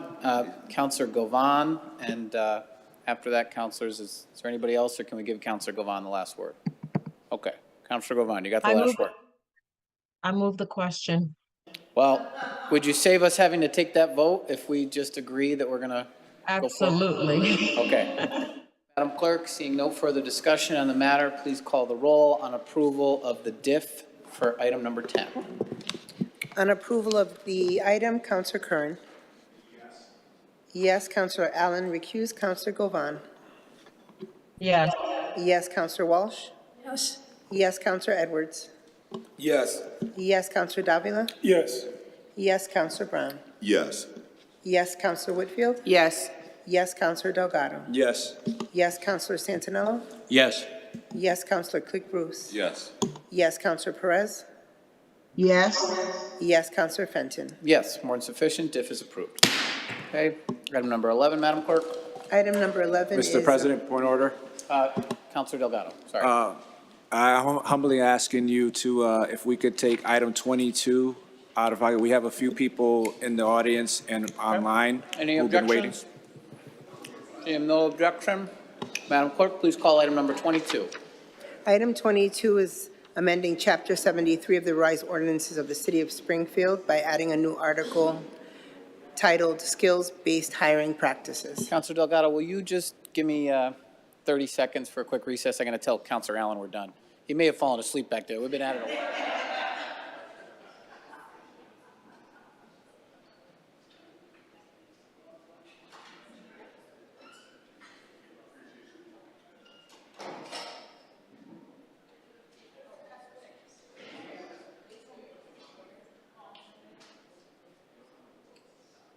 Okay.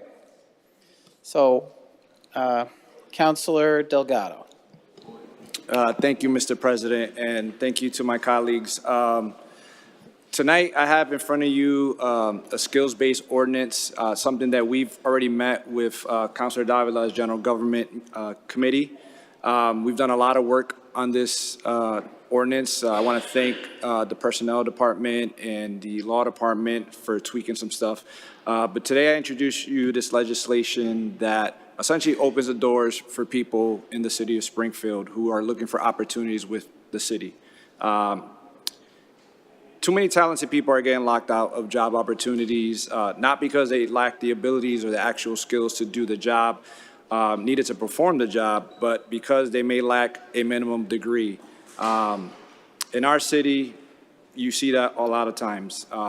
The purpose of this ordinance is simple. It's to prioritize what people can do, not just where they went to school. The ordinance that you guys have has 5 key things. It establishes a written citywide policy promoting skills-based hiring practices. It allows city departments to remove minimum degree requirements where applicable or where it's not essential for the job performance.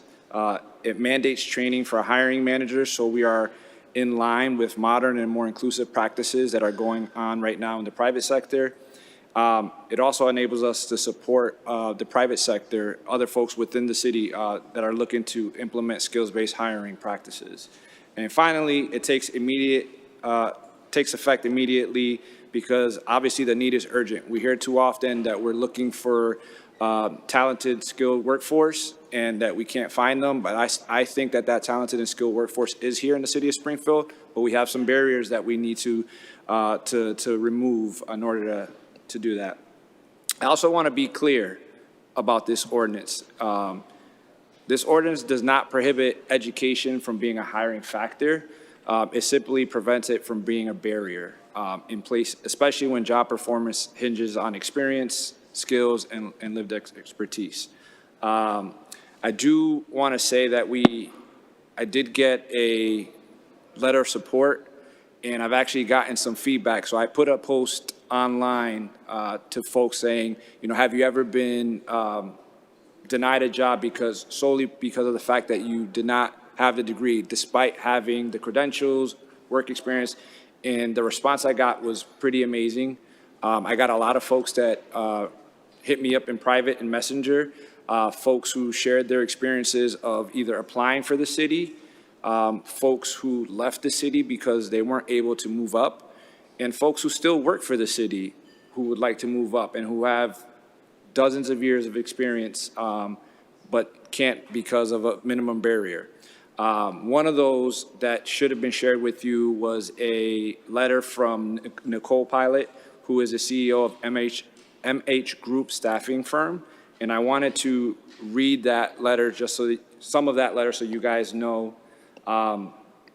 So it says, to whom it may concern, as the CEO of MH Group staffing firm, I spent over a decade plus working in talent acquisition, workforce development, and in that time have observed a growing conversation around the value of expanding hiring criteria to include skills and experience gained through alternative routes, not just formal education.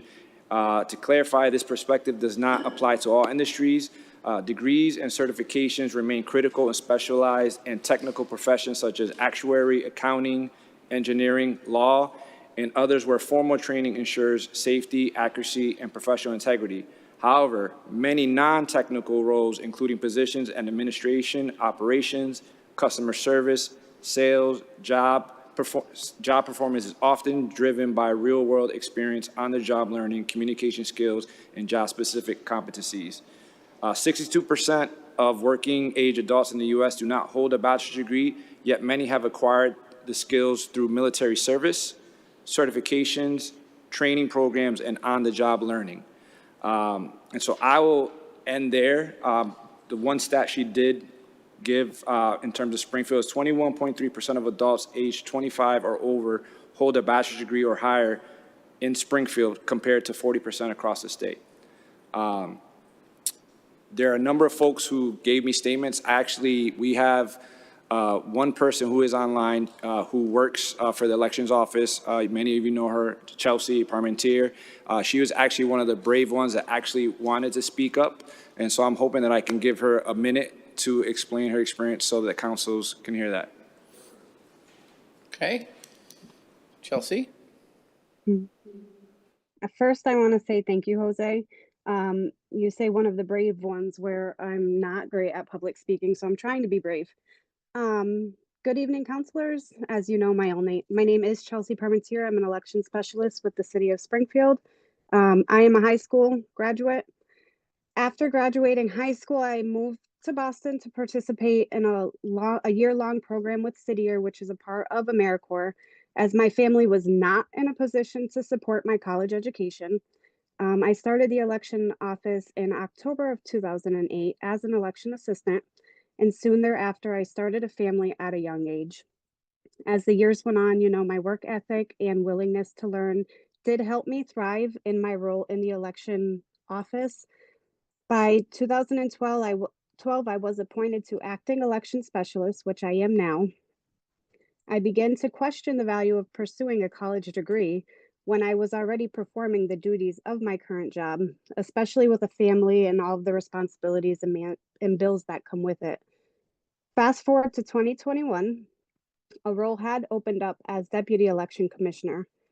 Confident that this seemed the next stepping stone for me, I showed interest in this position, only to be held back due to the fact that this position required a bachelor's degree. Despite my decade of experience and ongoing training in election law and all of the essential functions of the election office, this educational barrier did hinder my career advancement. The need for a degree for this position that I know that I have been doing was a barrier that kept me from progressing in this career.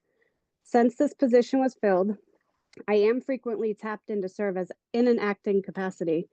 I have consistently demonstrated my capability to fulfill the Deputy Election Commissioner role in an acting capacity with minimal guidance. Changing this ordinance would significantly impact those of us with extensive experience and knowledge, as well as those seeking employment in the city of Springfield with relevant experience. I do feel like Jose is onto something here, and I thank him for going in front of you all for this, fighting for us. Thank you very much. Councilor Delgado? Thank you, and thank you, Chelsea. And there were many others who did give me statements. I'm not going to read them all.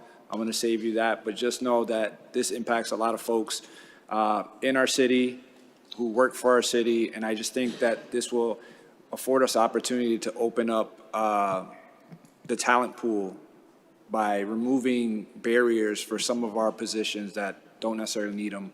And so with that, I'll ask any question.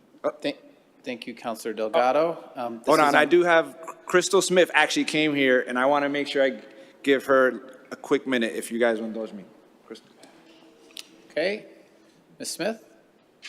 Just press the button with the person on it. Okay. Hello, councilors. Sorry, my name is Crystal Smith. My first job was with the city of Springfield in 1997 until most recently 2023. Sorry.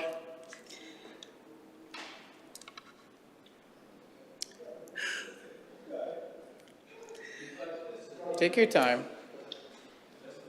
I've worked for the city of Springfield on and off for nearly 30 years, until a couple years ago when my son passed away. I find myself ready to go back to work for the city of Springfield, but noticing I don't have a college degree, it's as if I don't fit in anywhere. I have nearly 25 years of experience working in the human services, excuse me, working in the human services field, and most recently as a community advocate. But just because I don't have a degree, it's as if I don't fit in anywhere within the city. So, Jose, thank you. I just hope this ordinance will pass so people like me can come back to the city and others can be part of the City of Springfield family. Thank you. Thank you very much. My apologies, I didn't know if you want to come speak, but, you know, this means a lot to a lot of people, so I'll leave it at that. Thank you, Councilor Delgado, Councilor Edwards, and councilors, just for a reminder, this is on for first step, and if it passes tonight, it would also need to pass second step at our next meeting a week from tonight. Councilor Edwards. Well, first of all, I want to thank Councilor Delgado for putting this forward, and I support this wholeheartedly. This issue came up in the interview process for the President CAFO, and one of the things, she brought up this particular item, and that was part of one of the reasons that I was so emphatically in support of voting for her to be our CAFO now. The only thing I'm going to say to also, as I'm applauding Councilor Delgado, and I'm hopeful that the colleagues on the council here will all be in favor of this, but we also, one of the aspects or components of this was training of the managers. Many years ago, when I first came on the council, one of the first things that one of my mentors, advisors who no longer works for the city, talked about was the fact that the city loses too many lawsuits because they don't train managers on workforce performance and the documentation necessary, so that when it is necessary for us to terminate employees, and when they sue, we lose those cases more times than we win. So I'm very happy to support this. And I'm hopeful that because of this conversation that we would also look at the fact that making sure that our managers know how to treat employees, that they know how to document workforce performance so that we get the best out of the people that we're hiring. And this has nothing to do with this particular change. It's something that needed to be addressed anyway. I don't know exactly how many workforce lawsuits that are in the pipeline right now. I don't know exactly how many department heads are struggling with employees that they would like to or would like to at least recommend termination and are fearful of either the lawsuits or the fact that they don't have that type of documentation. So I'm eager to see this passed, and I would also ask respectfully that Senator Councilor Delgado would be willing to do yeoman's work to work with the department heads and the people in HR to make sure that we are getting the best bang for the buck for our taxpayers. So once again, thank you, Councilor Delgado, and I would hope that everybody here would be supportive of what he's and appreciative of the effort he's put forward. And this is also somebody who's had the great pleasure and honor of serving as a city councilor for a decade and a half, and I don't have a degree in anything except failure. Thank you. Thank you, Councilor Edwards. Councilor Whitfield. Thank you, Mr. President. So originally I supported this wholeheartedly. I don't support it wholeheartedly now, and it's not to offend anybody or the testimonies that I heard from people. But I was thinking back to the times when I didn't have a degree and it kept me from advancing, and I still went to school working with 2 kids, sometimes working 2 jobs, and I went back to school and I got my degree because that was a motivator. And I went to some interviews and I asked them and I said, why does this degree make a difference? Why wouldn't you hire me before?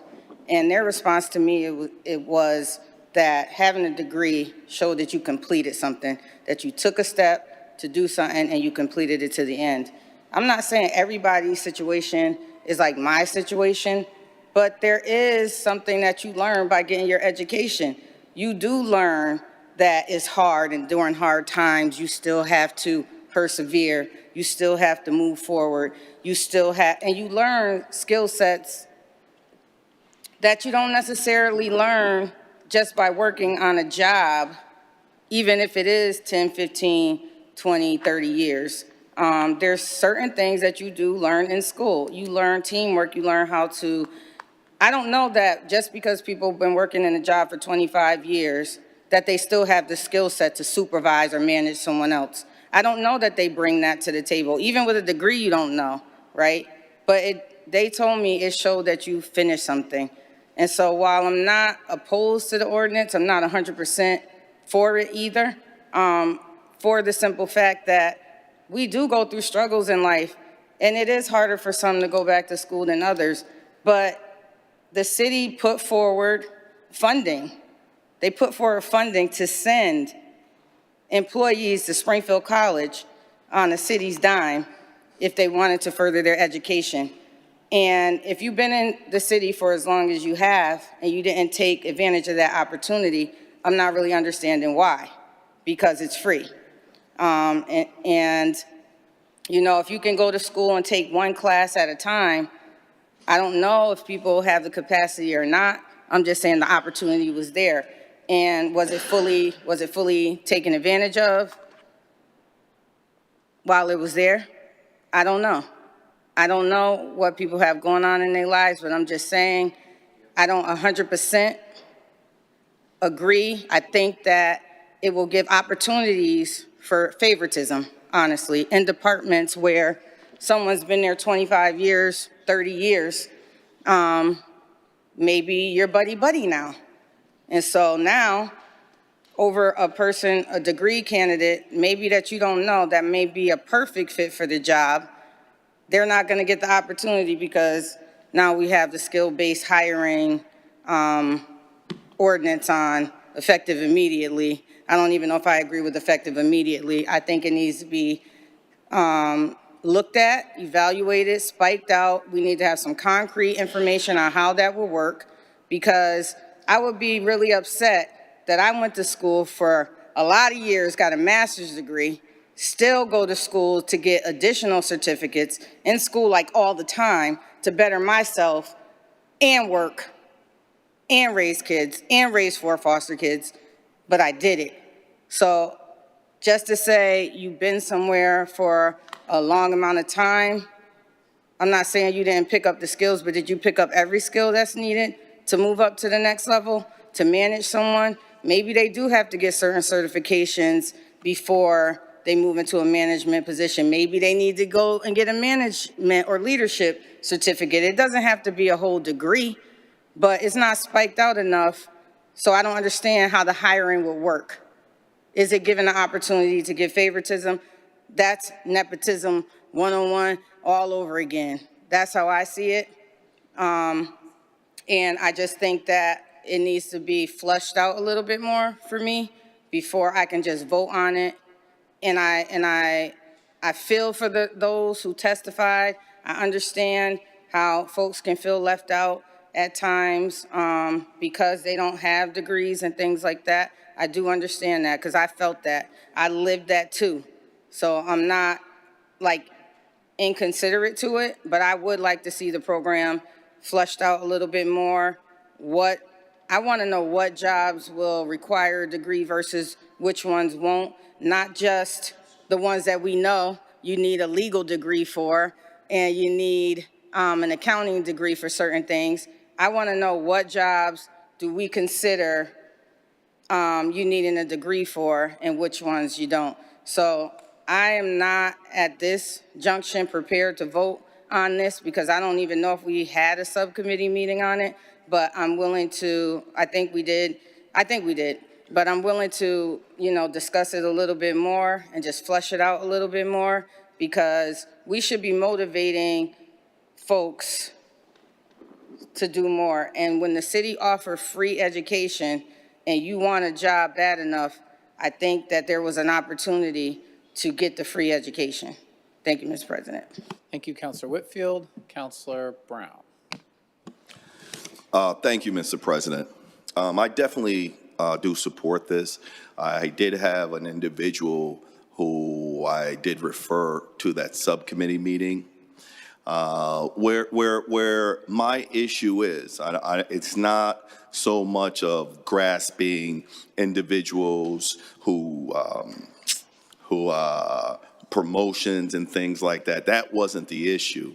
When the different entities from the city come before the body, there are a lot of positions that they do not fill. So I have worked with inspections. I always go down to the inspectors and all of that. They need to hire 2 people. And they're a revenue generated entity. They bring money to the city. And they have one person there, Maurice, and then the rest of them, every time the budget comes, they say they can't fill it, they can't fill it, they can't fill it, they can't fill it. And there's numerous positions where not city employees who apply for these things. These are regular Joes, and they are not filling these positions. And I always wonder, like, how can't you fill them? I sent an individual who was a super for eminent properties for over 20 years. So what the inspectors do, he does that times 30 folds. He's overly qualified, even more qualified than the actual managers and bosses. Now, the only, and when you go into the courts and all the fines and things like that, he's already been doing that for an entity, even at a higher level.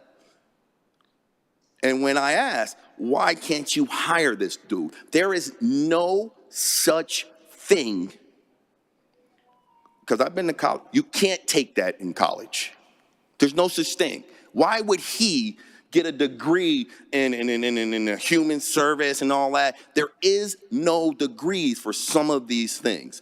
When you talk about the private sector, I mean, the political sector, whatever, when we're dealing with the other public, it's more than just a degree. There's certain things where it comes to just strictly work experience.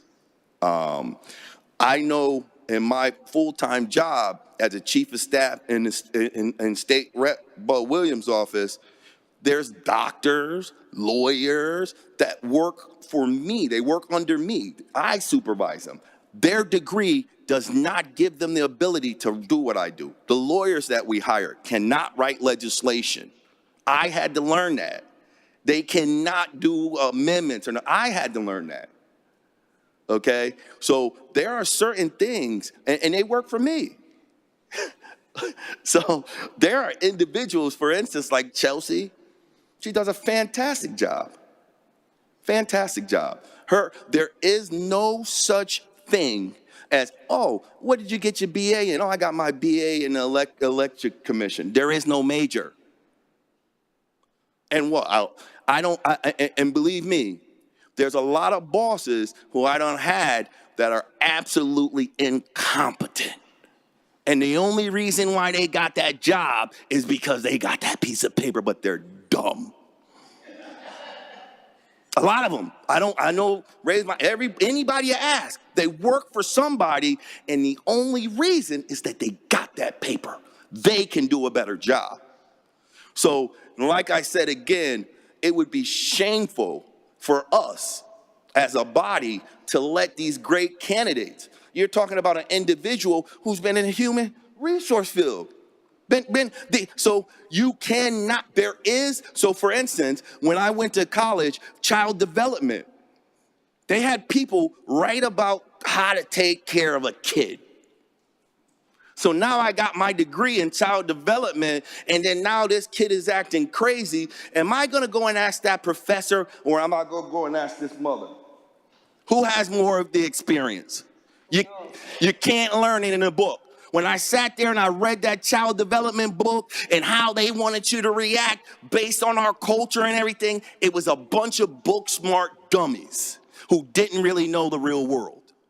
And in today's society, we all struggle working for stupid bosses with papers. So, I'm just being honest. So, I personally know that the guy Edwin, he worked for a management company that is national, and he's overly qualified. There's positions that we cannot fill year in and year out. For some reason, they say nobody want them. Start hiring some of these people. Thank you. Thank you, Councilor Brown. Okay, we've got a lot of councilors who want to speak on this. I'm going to call on Councilor Kern. I just want to point out to councilors that it's now after 9 o'clock, and we do have over 10 items to get to left here on the agenda. Councilor Kern. Just quickly, congratulations to Councilor Delgado for putting this forward. I think it's a great thing for the city. You make a great point.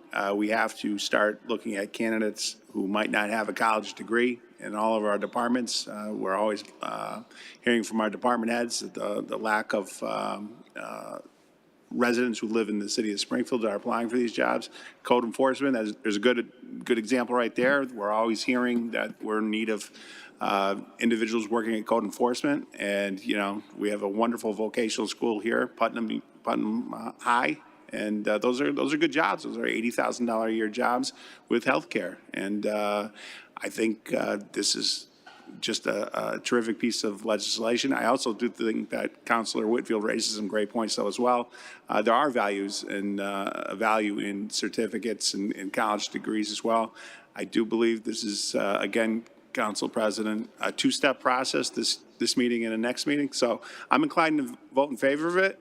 And maybe we can have another committee meeting, and perhaps Councilor Whitfield, Councilor Delgado, we can have a further discussion on how to even make this a stronger piece of legislation. But congratulations on this. I think this is a long time coming.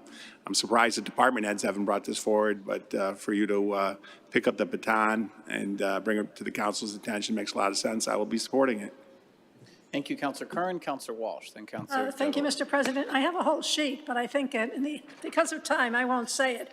But I think Councilor Delgado has a great idea here. I'm very supportive of this ordinance. I'd like to be a sponsor.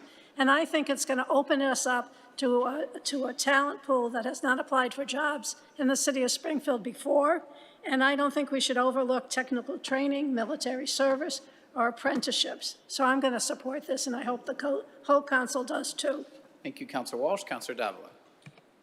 Thank you, Mr. President. I too will try to be brief, and I have to say that this discussion is going on. For some strange reason, I can only think of Mike Zuckerberg, who he dropped out of college and started a fun little app called Facebook, and it's now worth billions of dollars. With that being said, I also think that if you do have the opportunity, or you should always strive to expand your education, because it will take you to places, particularly for you individually, your mind, and to learn and to grow and to expand your horizons. So with all things being equal, always strive to go to school, always try to finish your education, because if we have done it, I'm sure that you can too. And I realize that life is difficult. Believe me, I know. With that being said, one of the things here that we're told constantly by the department heads is that they cannot fill the jobs. One of the things that we hear constantly is that there's a lack of pool out there. And so if we don't have the pool, then we have to go and find the pool. And so this is only expanding the pool applicant, who many already have the job application and the job knowledge, because they've been doing the job already. I also want to congratulate Chelsea for stepping up. Thank you, Chelsea, for speaking up. And also to Crystal. Crystal, thank you for your testimony.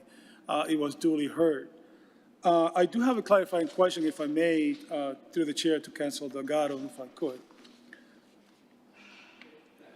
Yeah. Oh, by the way, Mr. President, tomorrow, this is the first step. So tomorrow at 5 o'clock, we're going to have the General Government Committee on this on this matter. So those of you that have concerns, I encourage you to attend tomorrow at 5 o'clock. Council Delgado, Section 7354, Section B, I believe, of the ordinance. Let me pull it up here, of course. Give me a second, if you could. It talks about job clarification issue or updated after the effective date of this ordinance should not specify a minimum level of education as an eligibility or threshold requirement for job classification unless approved by the Director of Personnel or the Director of Labor Relations, who shall determine what a particular level of education is necessary, appropriate to perform the job after completing a job analysis. Is that basically that the HR director is going to have the final word? That's how it's written there. Yes. Do you the think- ordinance pushes them to review the job descriptions within the city. Right. And so one thing I can say to clarify is that, I appreciate the back and forth on it. This doesn't mandate that we remove degrees for everything, right? The process is to review each job description and determine what needs a degree minimum requirement. And what I'm saying is we're not automatically giving somebody a job just because they have experience. You still have to be the best interviewer when you're interviewing for the position. So if a person who has the years of experience and then you have somebody else who has years of experience and a degree and interviews well, that's up to the hiring people to hire the best candidate for the job. What I'm saying is let's not automatically eliminate somebody for not having a piece of paper for some of these jobs after review them that don't necessarily need it for the job Right, performance.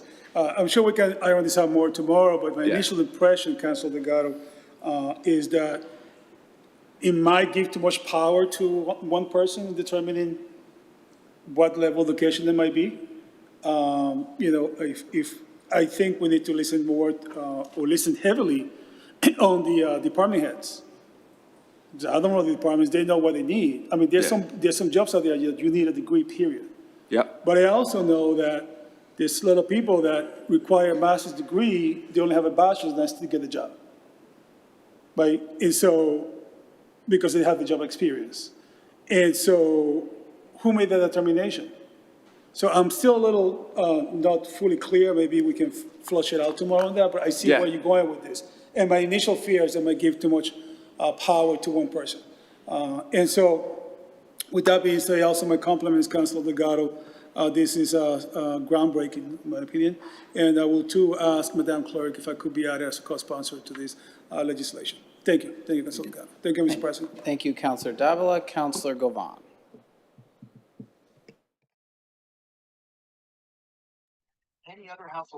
Thank you, Mr. President. And I also want to commend Council Delgado for bringing this forward. I believe that this is long overdue in our city. The number of times that I hear from department heads that they can't find qualified individuals in our city, a lot of times I wonder how many of those needed degrees. And I believe that just because I had to struggle, I remember when I was working at a program and because I didn't have a degree, I wasn't able to make some decisions that I needed to make. So I did go back and get my degree, but I knew everything that I needed to know to do the job. I could have done it without the degree. And I feel like just because I had to struggle that way doesn't mean that the people that come after me need to struggle. If there's a way for us to figure out what jobs really need a degree and what jobs don't, then I think that would be beneficial for the city, because when the person has a degree, they're looking for a certain amount of pay because they had to pay for that education. So they're coming and, they're looking for a certain pay rate. And I think that doing this and not requiring degrees when we don't need them would save the city some money because we wouldn't have to pay those higher salaries. Although that's probably some of the reasons why we can't hire people, because the people who are looking for the jobs and have degrees are expecting more money, because that goes hand in hand. When you have a degree, you're expected to be paid more. And another thing is that nobody really has all the skills that are required sometimes, even with a degree, right? I heard it said, a degree doesn't mean that, you know everything, because we don't. I encourage the ladies that spoke. I really thank you and commend you for doing that, Crystal and Chelsea. I believe that this is really long overdue, as has been said, and I think that we really should pass it today is first step. I'm totally in support of this because all over the country, I think people have been pushed to go to college. And of course, now they have student debt. They need to find a job that pays them enough to pay, for their living plus the student loan. So this is a time for us to make this change. And of course, we're not gonna, not require a degree for lawyers and things like that, but for jobs that don't necessarily need a degree, a specialized degree like accounting and all that stuff, then we don't need to do that. So that's what I wanted to say. And again, I do want to be added to the ordinance, and I thank you, Mr. President. Thank you, Councilor Govan. Councilor Allen. Thanks, Mr. President. Very quickly, just Jose, thanks for bringing this up.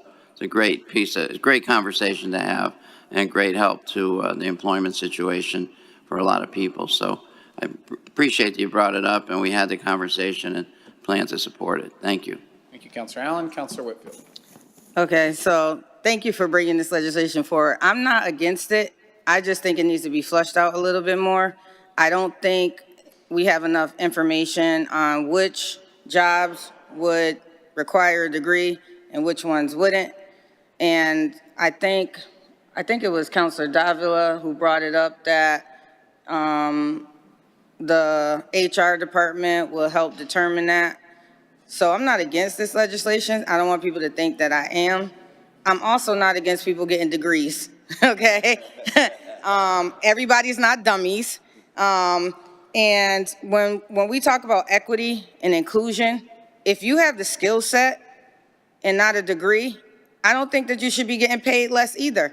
I think that's an unfair balance, because then what are we doing this for, right? We're doing this just to get people in the position but not paying them what it's worth. I totally don't agree with that. Saving the city money, if the job pays this range, then the person who gets it should be in the range. And I think experience does give you more of a added benefit because you already know the work. So to get paid less because you don't have a degree, I wouldn't want that to be part of the negotiation in the ordinance. I think it's equal pay for equal work, period. No matter male, female, no matter the color, and no matter any degree or non-degree. Equal pay for equal work is how I see that. I don't want anybody, Crystal, Chelsea, or anybody else to think I'm opposed to it. I also want people to know that sometimes you do have to work hard to get where you want to go in life. And sometimes it does take a degree. And if you do have the opportunity to go to school for free, then take that opportunity, because student loan debt is real. Like Councilor Govan said, it is real. I paid a lot for my degree, and I don't think that I'm still where I should be to cover it. And so I'm not encouraging getting debt, but if you have a free opportunity like the city gave, I think that that should be also taken advantage of, and it should be considered. I think people should want to improve their skill set. And like I'm going to say it again, just because you've been doing a job for a long time doesn't mean you'll be the best manager of people. Just because you have a degree doesn't mean you'll be the best manager of people either. And so, you know, when you're looking at it, we got to look at the whole package. And I just want to make sure that passing this ordinance is the right thing to do, and it's not going to cause favoritism, because if a boss worked with an employee for 25 years, there may be some favoritism there, you know? And I want to also make sure that we prevent things like that from happening. And so I just wanted y'all to know I'm not against this ordinance, and I am going to vote for it because it is first step, and we are going to subcommittee. Thank you. Thank you, Councilor Whitfield. Okay, any other councilors? Are we ready to vote on this? Councilor Brown. I'd like to be added as a co-sponsor, please. Thank you. Okay, any other councilors? Okay, Madam Clerk, please call the roll on first step. On first steps, Counselor Curran. Yes. Yes, Counselor Allen. Yes, Counselor Govan. Yes. Yes, Counselor Walsh. Yes. Yes, Counselor Edwards. Yes. Yes, Counselor Davila. Yes. Yes, Counselor Brown. Yes.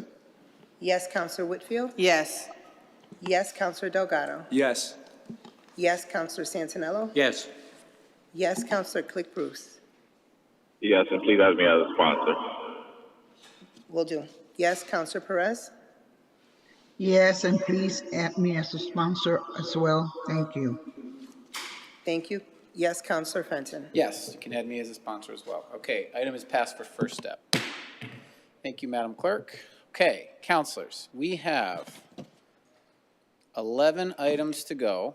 So I'm going to go quick, and if you want to be heard, you got to be loud and interrupt me. Okay, Madam Clerk, item number 11, please. Item number 11 is home ARP grant amendment increase, no match required in the amount of $9,048. Okay, this is below our threshold. Madam Clerk, please call the roll. On approval, Counselor Curran. Yes. Yes, Counselor Allen. Yes. Yes, Counselor Govan. Yes. Yes, Counselor Walsh. Yes, Counselor Edwards. Yes. Yes, Counselor Davila. Yes. Yes, Counselor Brown. Yes. Yes, Counselor Whitfield. Yes. Yes, Counselor Delgado. Yes. Yes, Counselor Santinello. Yes. Yes, Counselor Click Bruce. Yes. Yes, Counselor Perez. Yes. Yes, Counselor Fenton. Yes, more than sufficient. Grant is accepted. Okay, we have 8 grants to do, so let's do them quickly. Number 12. Number 12 is a DPW ride-sharing funding, no match required in the amount of $120,352. Mr. Signoli, thank you for your patience. Please be brief.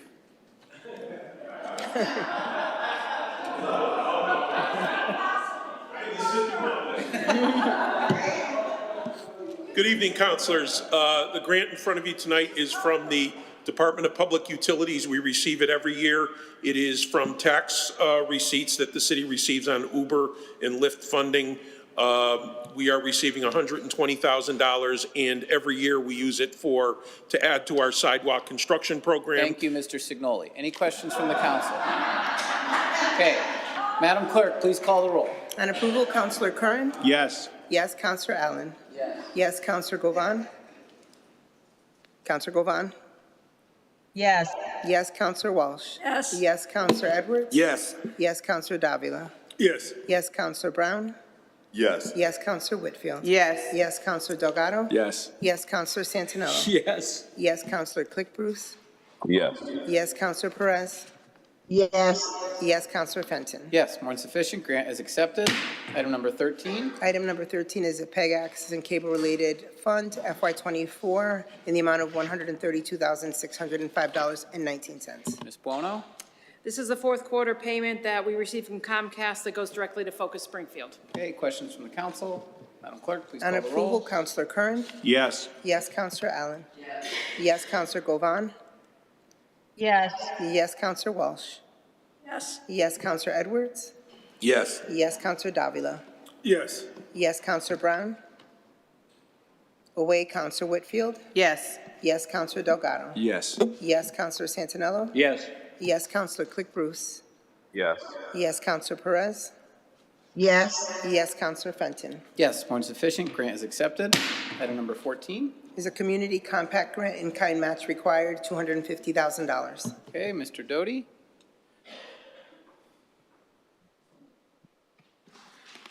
I'll be brief. IT got a grant, 250 grand. Thank you very Yay. much. Do you have any other grants before us tonight? I don't. Any questions from the council? Madam Clerk, please call the roll. On approval, Counselor Curran. Yes. Yes, Counselor Allen. Yes. Yes, Counselor Govan. Yes. Yes, Counselor Walsh. Yes. Yes, Counselor Edwards. Yes. Yes, Counselor Davila. Yes. Yes, Counselor Brown. Yes. Yes, Counselor Whitfield. Yes. Yes, Counselor Delgado. Yes. Yes, Counselor Santinello. Yes. Yes, Counselor Click Bruce. Yes. Yes, Counselor Perez. Yes. Yes, Counselor Fenton. Yes, more than sufficient. Grant is accepted. Okay. Item number 15, Madam Clerk. Item 15 is an ESG entitlement grant, no match required, in the amount of $328,743. Ms. Quagliato Sullivan, is this your only grant here this evening? No, I have the next 3 items. So I have 15 through 18. Okay, does anybody object to hearing them all together? Okay, Madam Clerk, please call numbers 15 through 18, please. Item 15 is an ESG entitlement grant, no match required, in the amount of $328,743. Item number 16 is the HOPWA entitlement grant, no match required, in the amount of $825,958. Item number 17 is a home entitlement grant, no match required, in the amount of $1,488,620.88. And item number 18 is a CDBG entitlement grant, no match required, in the amount of $3,671,092. And finally, the item number 19 is a HUD I don't think she has number 19, do you? Deb? Well, yeah, we're gonna get, there's a lot of money here, so we'll spend some more time. I know you did. We'll spend some more time on this one, but you don't have. I do not have 19. You don't have 19, so just item 8. So we're calling on items 15 through 18. So Ms. Quagliato Sullivan. Yes, these are our annual HUD entitlement grants, and they fund everything from services for people that are currently homeless to folks with HIV or AIDS, to creation of affordable housing, to public infrastructure and proactive code enforcement sweeps, and rehab and nonprofit services. Thank you. Councilor Whitfield. Can I just get more of an explanation on the ESG entitlement grant and what that goes toward, and also HOPWA? Yes. So ESG is the Emergency Solutions Grant that serves people who are currently homeless. It supports a street outreach team who do outreach to unsheltered individuals, as well as having housing navigators who work with people in shelter to apply for and access housing.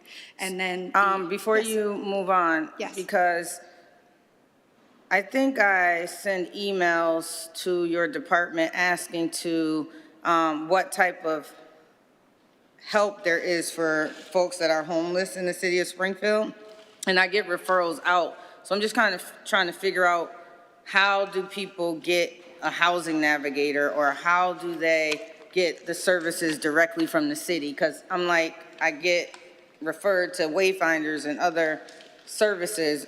How do they get these services? Sure, and I'm going to defer to Jerry, who's our homelessness expert. Good evening. Hi.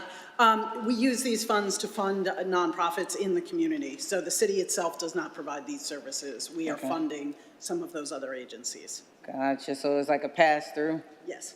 For ESG or HOPWA, or both? Both ESG and HOPWA are 100% pass-throughs. So we don't run programs with those.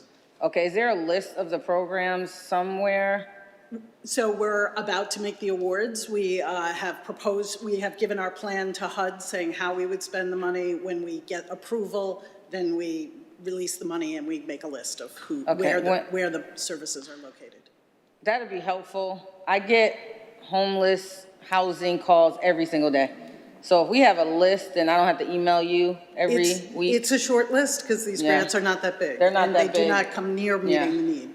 They're not that big, but we still need to hold them accountable and make sure they're doing what they say they're going to do as required by the grant. So if we just have that list, that'd be helpful. Because I can use that as a, city help fund this, so I can use that. Thank you. Thank you, Councilor Whitfield. Any other, Councilor Brown? Just real quick, I kind of want to, my concerns is kind of same as my colleague, Councilor Whitfield. Is it possible for other entities to, I know you selected them, is it possible in the future for other entities to be able to apply? I know it might be just a little bit of money, but we have a lot of organizations in my area and Councilor Whitfield area. There's startup organizations that really do a great job, that even if you gave them $1,000, it'd be big to them. Is there a way where outside entities can actually apply for some of that funding in the future? Yeah, so the vast majority of these funds, when they go out through an RFP process, and that's advertised publicly.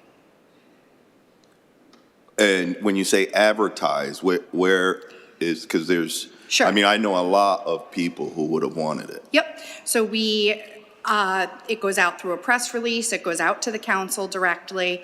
It also goes out through the city's social media pages and on the city's website, as well as public notices. Okay, and when it goes again, if you can contact me, a little heads up. So I mean, I didn't get the maybe they have the wrong. I think they have the wrong email maybe for me. Okay, sure, yeah. Before it comes up. Yeah, happy if to you can get your ask me. correct email. I'll give it to you. I'm being, Okay. it is, but that was really just being able to make it fair for everyone, because I know there are people who would like to apply, and they weren't informed about it. But thank you for all your work. Thank you, Sure. Mr. President. Thank you. Thank you, Counselor Brown. Any other counselors with questions or comments on the grants? Okay, seeing none, Madam Clerk, please call the roll on items 15, 16, 17, 18. On approval, Counselor Curran? Yes. Yes, Counselor Allen? Yes. Yes, Counselor Govan? Yes. Yes, Counselor Walsh? Yes. Yes, Counselor Edwards? Yes. Yes, Counselor Davila? Yes. Yes, Counselor Brown? Yes. Yes, Counselor Whitfield? Yes. Yes, Counselor Santinello? Yes. Yes, Counselor Click Bruce? Yes. Yes, Counselor Perez? I have to recuse myself from item 15, 16, 17, 18, and 19. Thank you. Recuse, Counselor Fenton? Yes, when sufficient, grants Clerk, are you, accepted. you missed me here as a yes vote for me. Oh, I apologize, Counselor Delgado. Yes. Counselor Delgado is yes. More than sufficient, grants are accepted. Okay, item number 19, Madam Clerk. Item number 19 is the HUD Continuum of Care Grant, no match required, in the amount of $9,380,533. Ms. McCafferty? Good evening. This grant comes to the Continuum of Care. The city it receives the funds on behalf of the Continuum of Care, which is for all of Hampden County. These grants go to providers throughout Hampden County who provide housing and services for people who are exiting homelessness. Councilor Walsh specifically asked that I say who the funds are going to, so I just want to quickly do that. It is Center for Human Development, Clinical and Support Options, Gondara Center, Mental Health Association, New North Citizens Council, River Valley Counseling Center, Valley Opportunity Council, Wayfinders, YWCA of Western Massachusetts, and Alianza Domestic Violence Services. Thank you, Ms. McCafferty. Counselor Davila? Thank you, Mr. President. Good to see you, Jerry. Jerry, you know, you and I share the same middle name, right? Sorry? You know, you and I share the same middle name. So, Jerry, question for you. So this is under pass-through, correct? These are pass-through grants. Yeah. Primarily, there is some that stays with the city to do the organizational work around the continuum of care. Right. And I'm sorry, does the city keep a management fee or some sort of? Yes, we do. And what Yes. percentage is that? We get about 5% of the grant So for about- administrative fees. So $50,000 total? Actually, I should say, there is an administrative line, and then there is a separate piece of the grant that comes to us for being the managers of the grant, which is its own grant, and another grant that comes for planning the continuum of care. So it actually is much more than $50,000 that comes to So the does city. it come out of these $9 million? Or It does come out of the $9 million. I'm sorry, Yes. say that again? Yes, it does come out of the $9 million. Okay, and. So this actually supports a number of city staff that run these programs. That was my next question. Organize this work. Where does that money go to? Goes to the department or general fund? To the department or? General fund. It goes to the department. It pays for people who are specifically working on management of this grant. So there are people in the Department of Housing and Community Development. Yeah, so that was my last question. So in this particular case, it will go to the housing department? Yes. Okay. Thank you, Jerry. Thank you, Mr. President. Thank you, Counselor Davila. Any other counselors with questions on the grants? On the grant? Seeing none, Madam Clerk, please call the roll. On Item number acceptance. 19. On acceptance, Counselor Curran? Yes. Yes, Counselor Allen? Yes. Yes, Counselor Govan? Yes. Yes, Counselor Walsh? Yes. Yes, Counselor Edwards? Yes. Yes, Counselor Davila? Yes. Yes, Counselor Brown? Yes. Yes, Counselor Whitfield? Yes. Yes, Counselor Delgado? Yes. Yes, Counselor Santinello? Yes. Yes, Counselor Click Bruce. Yes. Yes, Counselor Perez, recuse, Counselor Fenton. Yes, more than sufficient. Grant is accepted.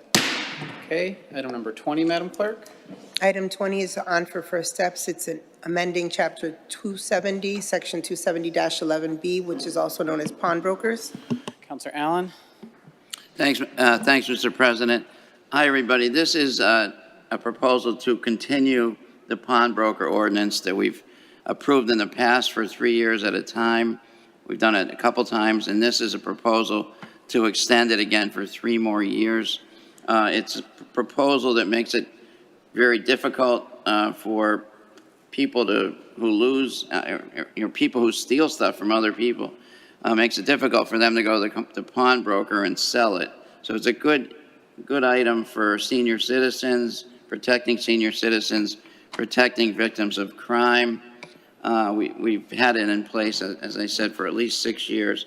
I did call Larry Akers on it, and while I wasn't able to reach him live, I did reach Steve Kent, and I eventually got Larry a text from Larry. So let me just read part of his text to you. The police department would like to keep the agreement the way it has been for the benefit of any victims that may have had their property taken from them. Sergeant Denny Denault is in charge of that, and he is unavailable tonight. The superintendent himself was on his way to a chief's conference for that technology that we approved in here a couple months ago. He would like to keep it the way it is, and he'll have Sergeant Denault reach out to me at a later date. So next week we could get Larry or Steve Kent or Sergeant Denault here to talk more specifically about it. But the proposal is just to continue the moratorium for 3 years. Thank you, Counselor Allen. Counselors, Counselor Davila. Thank you, Mr. President. Just a quick question to Councilor Allen, to the chair, if I may. So we're going to extend it again, I think the second time that since I've been here, we're going to extend this, but why not just codify and make it permanent?